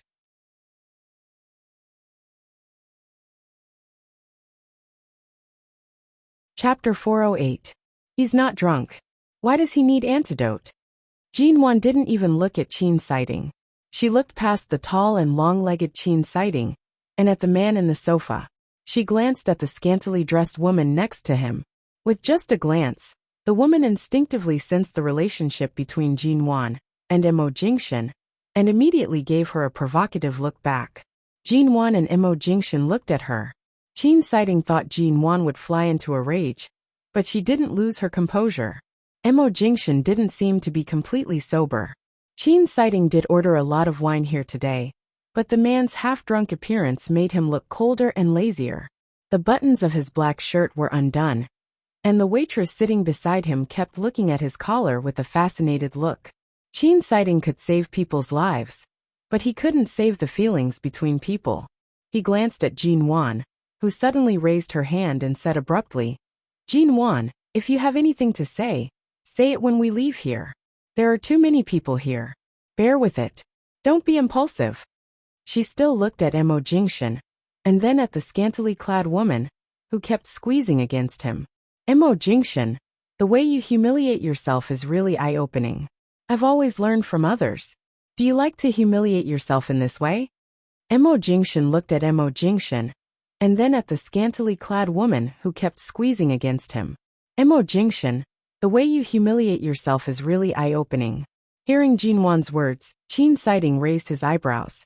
In an instant, he saw Jean Wan take a step back and unbutton the middle button of her dress in front of Mo Jingshan and him. Her dress had a V neckline, and there was a round button at the bottom of the neckline. She only needed to unbutton one button to instantly turn the intellectual and beautiful white dress into a sexy deep V-long dress. The change of one button would faintly reveal the ravine in front of her chest to many people. Qin Sighting turned his eyes away, and Emo Jingshan clenched the glass cup in his hand imperceptibly. His cold eyes looked at Jinwan's movement and instantly darkened. Jinwan did not say much. She only looked at him coldly and indifferently, dragging out her words as she slowly said, "Do you know what it means to be Hai Cheng's #1 socialite?" Seeing that the man's eyes were as dark as ink, Jinwan's face revealed a seductive smile.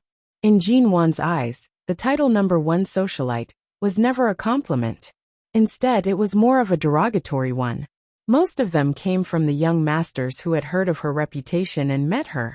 But most of them came from the men she had rejected or ignored.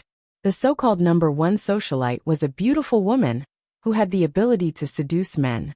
However, because no one truly understood her, and no one had truly interacted with her for too long, everyone thought that she was probably proud and dissolute deep down. She looked very aloof, but in reality, she was not born with any stable elements. The words #1 socialite contain equal proportions of praise and ridicule. It didn't sound good to Jinwan anyway. This was the impression Jinwan left on everyone. She had sealed that version of herself on the night of her rebirth. But at this moment, she had released it again. Jinwan untied her hair, and the seaweed-like hair that had been tied high behind her spread out like waves behind her back. Jinwan was already eye-catching when she first appeared, and now her movements attracted the attention of countless men. She bent down slightly, and the deep V-neck outlined the outline of her chest in a way that was enough to make people's noses bleed. She picked up a bottle of brandy on the table, poured it into a glass on the side, and then picked up the glass to play with it in her hand. She brought it to her lips and took a sip. Then she blinked and looked at the men behind her in confusion and charm. "Is there some ice in my glass? I'll go get it for you. Waiter, hurry up and bring the ice over. Who is this? I can't believe I see such a beautiful girl in such a place." Jinwan looked at the group of men with a seductive smile, and then gently shook the glass in her hand. Several men grabbed a few ice cubes from the ice bucket in the hands of the waiter, who had just rushed over, and rushed to pour the ice into her glass. One of the men rushed over the fastest and successfully gave her the ice cubes. Jinwan smiled at him, holding the square glass in one hand and hooking the man's chin with the other. Her red lips opened slightly, and she said lazily, "Thank you." The man's bones seemed to have softened in an instant. Jinwan bit her red lips again, shook the glass in her hand with a smile, and said slowly, "I can't hold my liquor very well. I don't know how strong this brandy is. After drinking this glass, there shouldn't be any problem, right?" No, you can drink as much as you want. This bottle is only 40 degrees. Wrong. The bottle on the coffee table looks unremarkable, but it's a brandy with more than 50 degrees. Let's not talk about whether it's expensive or not, but this brandy is very strong. Beauty, if you can't hold your liquor well, don't drink it. It's all right, Mississippi. You can drink as much as you want. How about I treat you? More and more men crowded around. Jinwan's face was half seductive and half innocent as she looked at the square glass in her hand. A brandy with such a high degree is indeed rare. It's said that it's not cheap. If I don't try it, it'll be a waste of God's gift. Besides, it's not easy for the girls who go around selling alcohol. Since I've already bought this wine, it'll be disrespectful if I don't drink it." As she spoke, she brought the glass to her lips and took another gentle sip. The wine stain left a bright glow on her lips.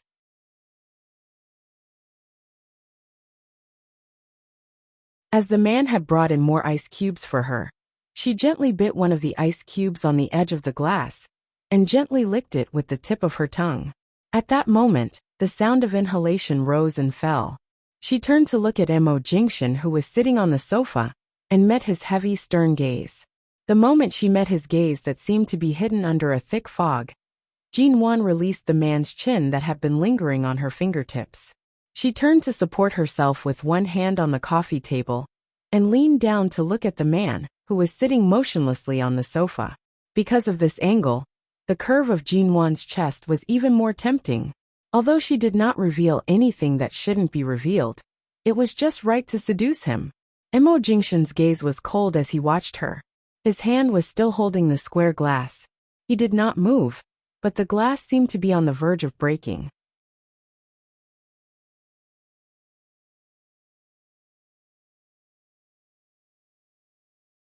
Chapter 409. The bar girl sitting next to Mo Jingxian was a little unconvinced. But when she saw Jin Wan was bewitching like a demon in these few minutes, she clicked her tongue and didn't dare to challenge her. After all, even if she took off her clothes and stood here, she couldn't achieve the effect that even a woman would be attracted to her.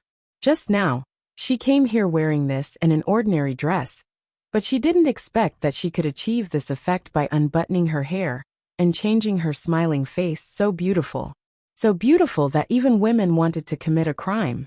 In fact, the bar girl just wanted to make some money. Although she wanted to cling to the man next to her, she vaguely felt that she couldn't afford to offend this man and that woman. Although the man didn't ask her to go away, he didn't put his arm around her waist or take the initiative to touch her. At this moment, his attention was completely focused on that beauty. The bar girl slowly backed away from him, lowered her head, and quietly ran away. Jin Wan noticed this scene, but the smile on her face didn't change. Her purpose was not to drive that woman away, but to Mo Jingxian. Jin Wan attracted a group of men who rubbed their hands and looked at the man sitting quietly on the sofa with a faint smile. Mo Jingxian, it's just a divorce, isn't it? Jin Wan opened her mouth. Her voice was filled with the smell of brandy and the chill of ice. She spoke slowly, but everyone around her could hear her clearly.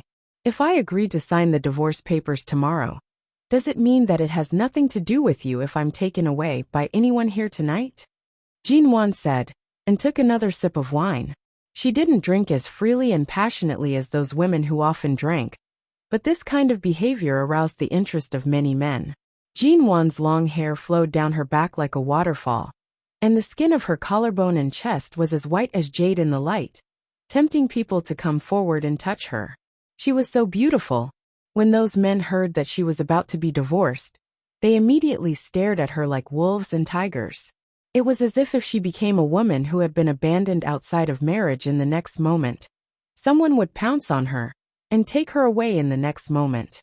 Such a night was too enchanting, and such a woman was too seductive.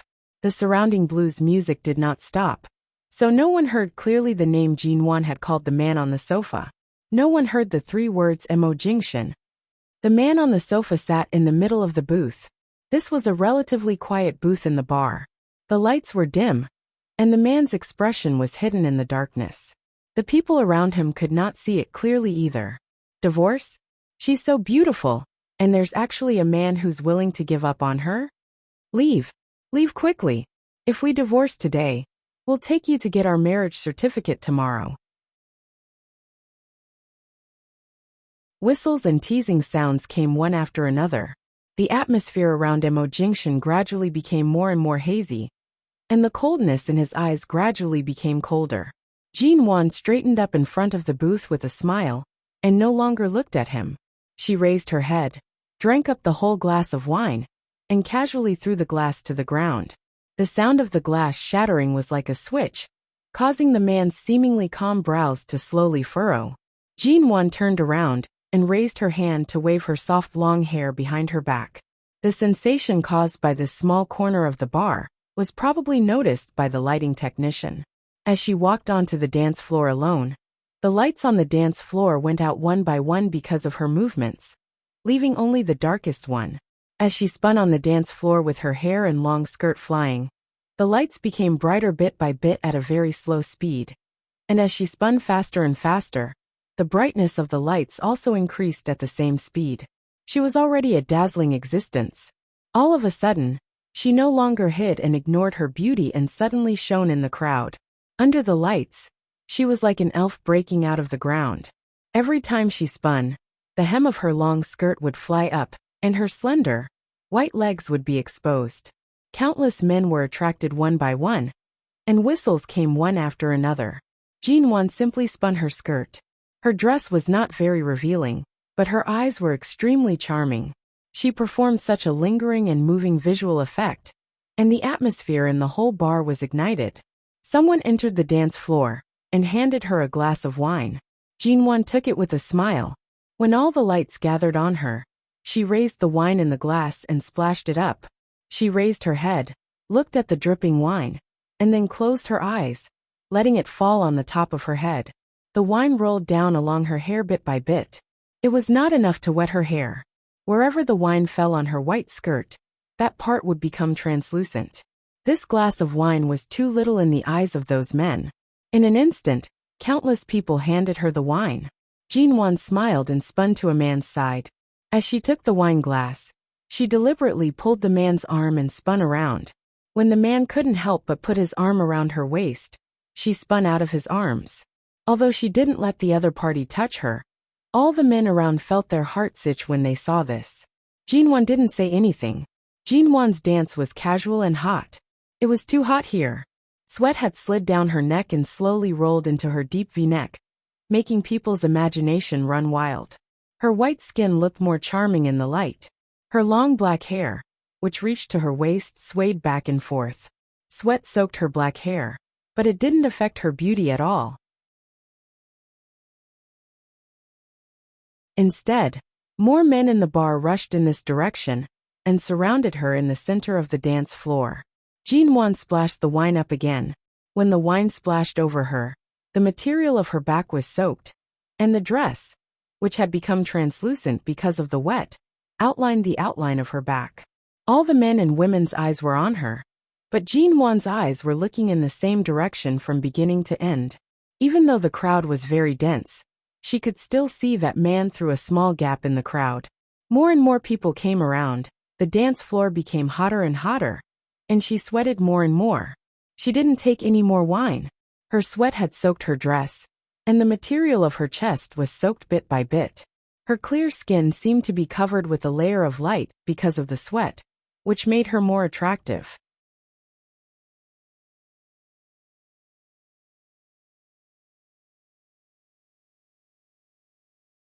Chapter 410.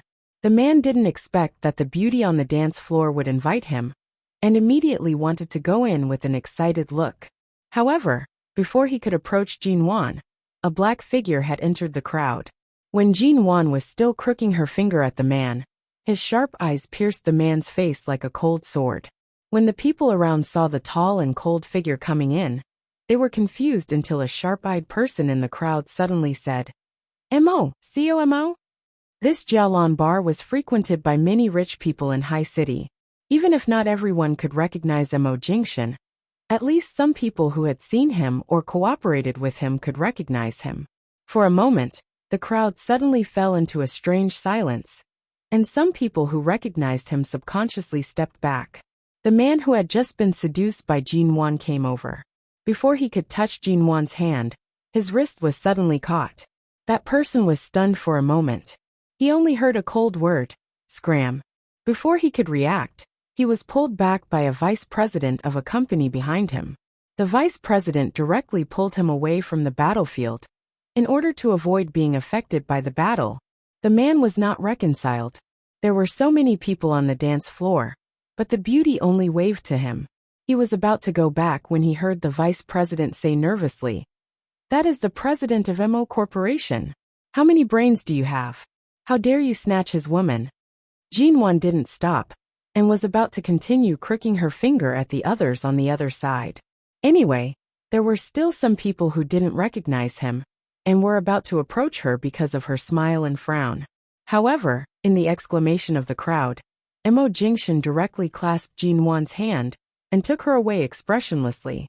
Jinwan didn't resist or struggle. When she was taken out of the crowd, she staggered, which showed how strong Mo Jingxian was. She turned to look at Qin Sighting, who came over. Qin Sighting glanced at her and gave her a look that told her to take care of herself. However, she curled her lips into a smile. She turned back and smiled in the direction of the crowd. The moment the group of men whistled behind her, she felt the bones in her wrist, which was already very heavy, almost being crushed. Her entire body was violently pulled forward, and she almost hit the man's shoulder. Jinwan couldn't see Mo Jingxian's expression. She only knew that his grip was strong, and that she could barely keep up with his footsteps. She was dragged away from the crowd. When they reached a place with fewer people, he took her into an empty bathroom and slammed the door shut. Then in the next moment, she was suddenly pressed against the door by the man, and her back hurt from the impact. Her face only paled for a moment before she raised her head to look at the man's dark and cold face. What? Wasn't he indifferent? You're already angry? Jinwon leaned against the door and in the man's arms, being restrained by him. She had no intention of escaping or avoiding him, but just looked at him with a thin smile. She didn't need to look carefully to know that this was a men's bathroom. However, the customers that Jialan Bar usually entertained were all extraordinary, so even this bathroom was clean, and there was even a faint smell of sandalwood wafting in the air. But the first thing she smelled was the faint smell of alcohol, and the familiar smell of grass on the man's body, as always. She was still smiling softly, as if she wasn't provoking him. Her face, which usually had no offensive power, was suddenly so beautiful that it seemed to be full of offensive power. Her unique beauty made the man's usually calm eyes freeze for a moment. Looking into his eyes, Jinwon shook off his hand that was imprisoned on her wrist without fear, and at the same time, put her two slender arms around his neck, pressed her body against his chest, and smiled casually. Mo Jingshan, if you have the ability, continue to be indifferent. I really can't compare with you in terms of ruthlessness or means. I can only compete with you to see who can ruin themselves more. If you like to play this game, I'll play with you. The man narrowed his eyes coldly, and looked at her closely with her arms around his neck. You're very bold. How dare you come to such a place to make trouble? It's just a drink and a dance. Am I really too far away from those men who covet me? I was too obedient in the past. You told me to stay away from those men, so I stayed away. I'm so obedient that I didn't even accept flowers from other men. But I didn't even accept the flowers that other men gave me. Now that you can casually pull a woman who sells alcohol to sit next to you, can't I invite a man who is interested in me to dance with me? Jinwon smiled as she spoke. She looked up at him with her arms still wrapped around his neck. She leaned close to his lips to speak, but the smile in her eyes was cold. After the divorce, I have nothing to do with you. What can you do to me? Part of her dress was translucent, and her hair was wrapped around her neck. The faint cold fragrance of her body, mixed with the smell of brandy, soon occupied part of the air in the bathroom. When Jinwon spoke, she deliberately leaned against his lips. The man suddenly pinched her chin with a strength that almost hurt her. Jinwon still had a fearless smile on her face. Mo Jingshan, if you have the ability, strangle me here. The look in his eyes was that he really wanted to strangle her to death. But he restrained himself. Jinwon clearly saw his restraint, just like how he usually did things. This man's restraint was too strong. No matter in any aspect, he could hide all his thoughts and emotions without revealing anything, so that no one could know what he was thinking or what he was going to do. He suddenly let go of her and took a step back, no longer touching her, and his eyes returned to their original calmness. Jinwon, you can't change the trajectory of life just because you want to. What you should do is to go back to the beginning. His tone was indifferent and his eyes were calm. Jinwon smiled. As the man continued to take a step back, she suddenly stepped forward and grabbed the collar of his shirt, catching him off guard, or taking advantage of the fact that he didn't intend to do anything to her. She dragged him over and pushed him hard against the wall. She pressed him hard against the wall, grabbed the collar of his shirt tightly, and imitated him to imprison him.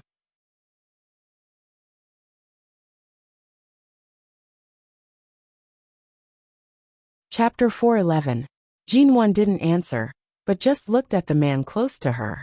When her face approached him, he frowned coldly and his eyes were full of warning. She pressed him down with both hands. Even though she knew she couldn't hold him down, she still did so.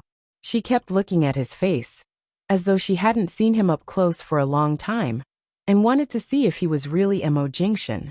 Mo Jingshan looked at her, his calm eyes unfathomable and emotionless. He said indifferently, "Don't let what happened tonight happen again. The Ji family can't protect you now. If you keep messing around like this, you'll be the only one who suffers." How could he be afraid of her suffering? Jinwon laughed again, and suddenly let go of his shirt collar. She didn't tidy up her messy dress, or the hair tangled around her neck. She just raised her hand to turn the door handle with a sneer, and abruptly opened the bathroom door. When she looked up, she saw Qin Sighting, who had been standing outside for a long time. The cigarette in Qin Sighting's hand had not been burned out. Seeing Jin-Wan coming out like this, he raised his eyebrows. Jin-Wan glanced at him indifferently and walked past him without saying a word. The bar was still noisy. Jin-Wan walked through the crowd. The men who had coveted her were looking for other targets on the dance floor. Suddenly seeing her walking out alone, two of them immediately followed her. However, before they could get close, they were suddenly stopped by two bodyguards in black. They watched the beauty walk out just like that. The two bodyguards looked regretful and sad, but the two bodyguards in front of them didn't look like they were easy to provoke, so they really didn't dare to offend them directly. The two bodyguards immediately went to the door and pointed in the direction Jin-Wan left. When Mo Jingshan came out, the bodyguard whispered, "Madam went into the hotel ahead and hasn't come out for a while." Mo Jingshan didn't speak. When Qin Sighting walked out casually, he glanced at him indifferently. Qin Sighting was expressionless. "Don't look at me. It's not like she's my woman. I can't care if she just wants to stay in the nearest hotel for a night, or climb up to the rooftop of the hotel to commit suicide. After all, this hotel," he looked up and said expressionlessly, "is indeed quite high." Furthermore, Qin Sighting continued expressionlessly, "Although this hotel is a 5-star one, it is near a street of bars. There are probably all sorts of people inside. Jin-Wan went and dressed like that, and swayed after drinking a little. If she was dragged into the room by someone, no one would know." Mo Jingshan coldly stared at him. He did not speak, and turned to look at the two bodyguards by the door. The bodyguard hesitated and said, "Mr. Mo, it's not convenient for us to enter Mrs. Mo's room." With Jin-Wan's current state, she did not wish to return to the Yu Garden. She did not want Auntie Chun to see her like this and become anxious. Or, she might as well call Grandfather Mo over. She did not want to go anywhere. After leaving the bar, she went straight to the hotel across the street. She went in and booked a room. She took the room card and entered the elevator. Under everyone's curious gaze, she entered her room like a wandering ghost. When she entered the door and turned on the lights, she did not pay attention. She turned on the air conditioner as well. Her clothes reeked of alcohol. She frowned and went straight into the bathroom. She entered the bathroom and turned on the shower. In order to wake herself up, she turned on the cold water and took a shower. She only showered for a few minutes. She just wanted to wake herself up. She had just turned off the water and wrapped the towel around her body. Before she could dry her hair, she heard the door open. Was there a problem with the hotel's security? Why would someone else open the door to her room? Jin-Wan poked her head out and immediately met the man's gaze. That's right. Only her legal husband would have the ability to enter her room in the hotel without a hitch. Mo Jingshan saw the towel on her body and her long hair still dripping with water. He walked in, put a bag of clothes and the supper he bought downstairs on the table nearest to the door, and threw the long white dress she had thrown outside the bathroom into the trash can. Mo Jingshan took a look at the towel on her face and put it on the table. "I thought you would send someone else to see if I ran to the rooftop to commit suicide or lay on the balcony or something." Jin-Wan returned to the bathroom to take out a towel. She came out while drying her hair. Then she leaned against the bathroom door and looked at the man's silent, cold face. "I didn't expect you to come in person." Mo Jingshan took a look at her, saying, "You're not the kind of person who is irrational. You should calm down after venting. There's no need to do such a wrong thing and let others worry about you too much." Jin-Wan blinked to clear the mist in her eyes. She looked at the man with clear eyes. "Mo Jingshan, am I very strong in your eyes? Can I bear to be hurt and hit by you over and over again? At least you're not weak." Jin-Wan lowered her eyes. Her voice was indifferent, as if she had no emotion. "Is there anything else you want to say to me?" Mo Jingshan didn't speak.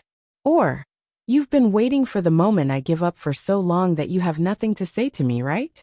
The man's voice was still calm and emotionless. "Yes." Jin-Wan smiled. "We agreed that we wouldn't divorce. We agreed that there would be no separation between life and death. It turns out that I really loved you too much. Now that things have come to this, It's a separation between life and death.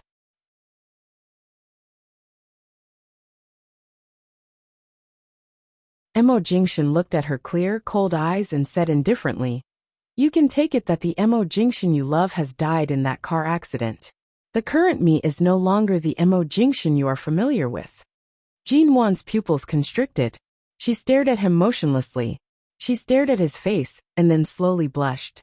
She froze for a long time before saying word by word, "Mo Jingshan, you're really an executioner who can completely feel all the veins in my body.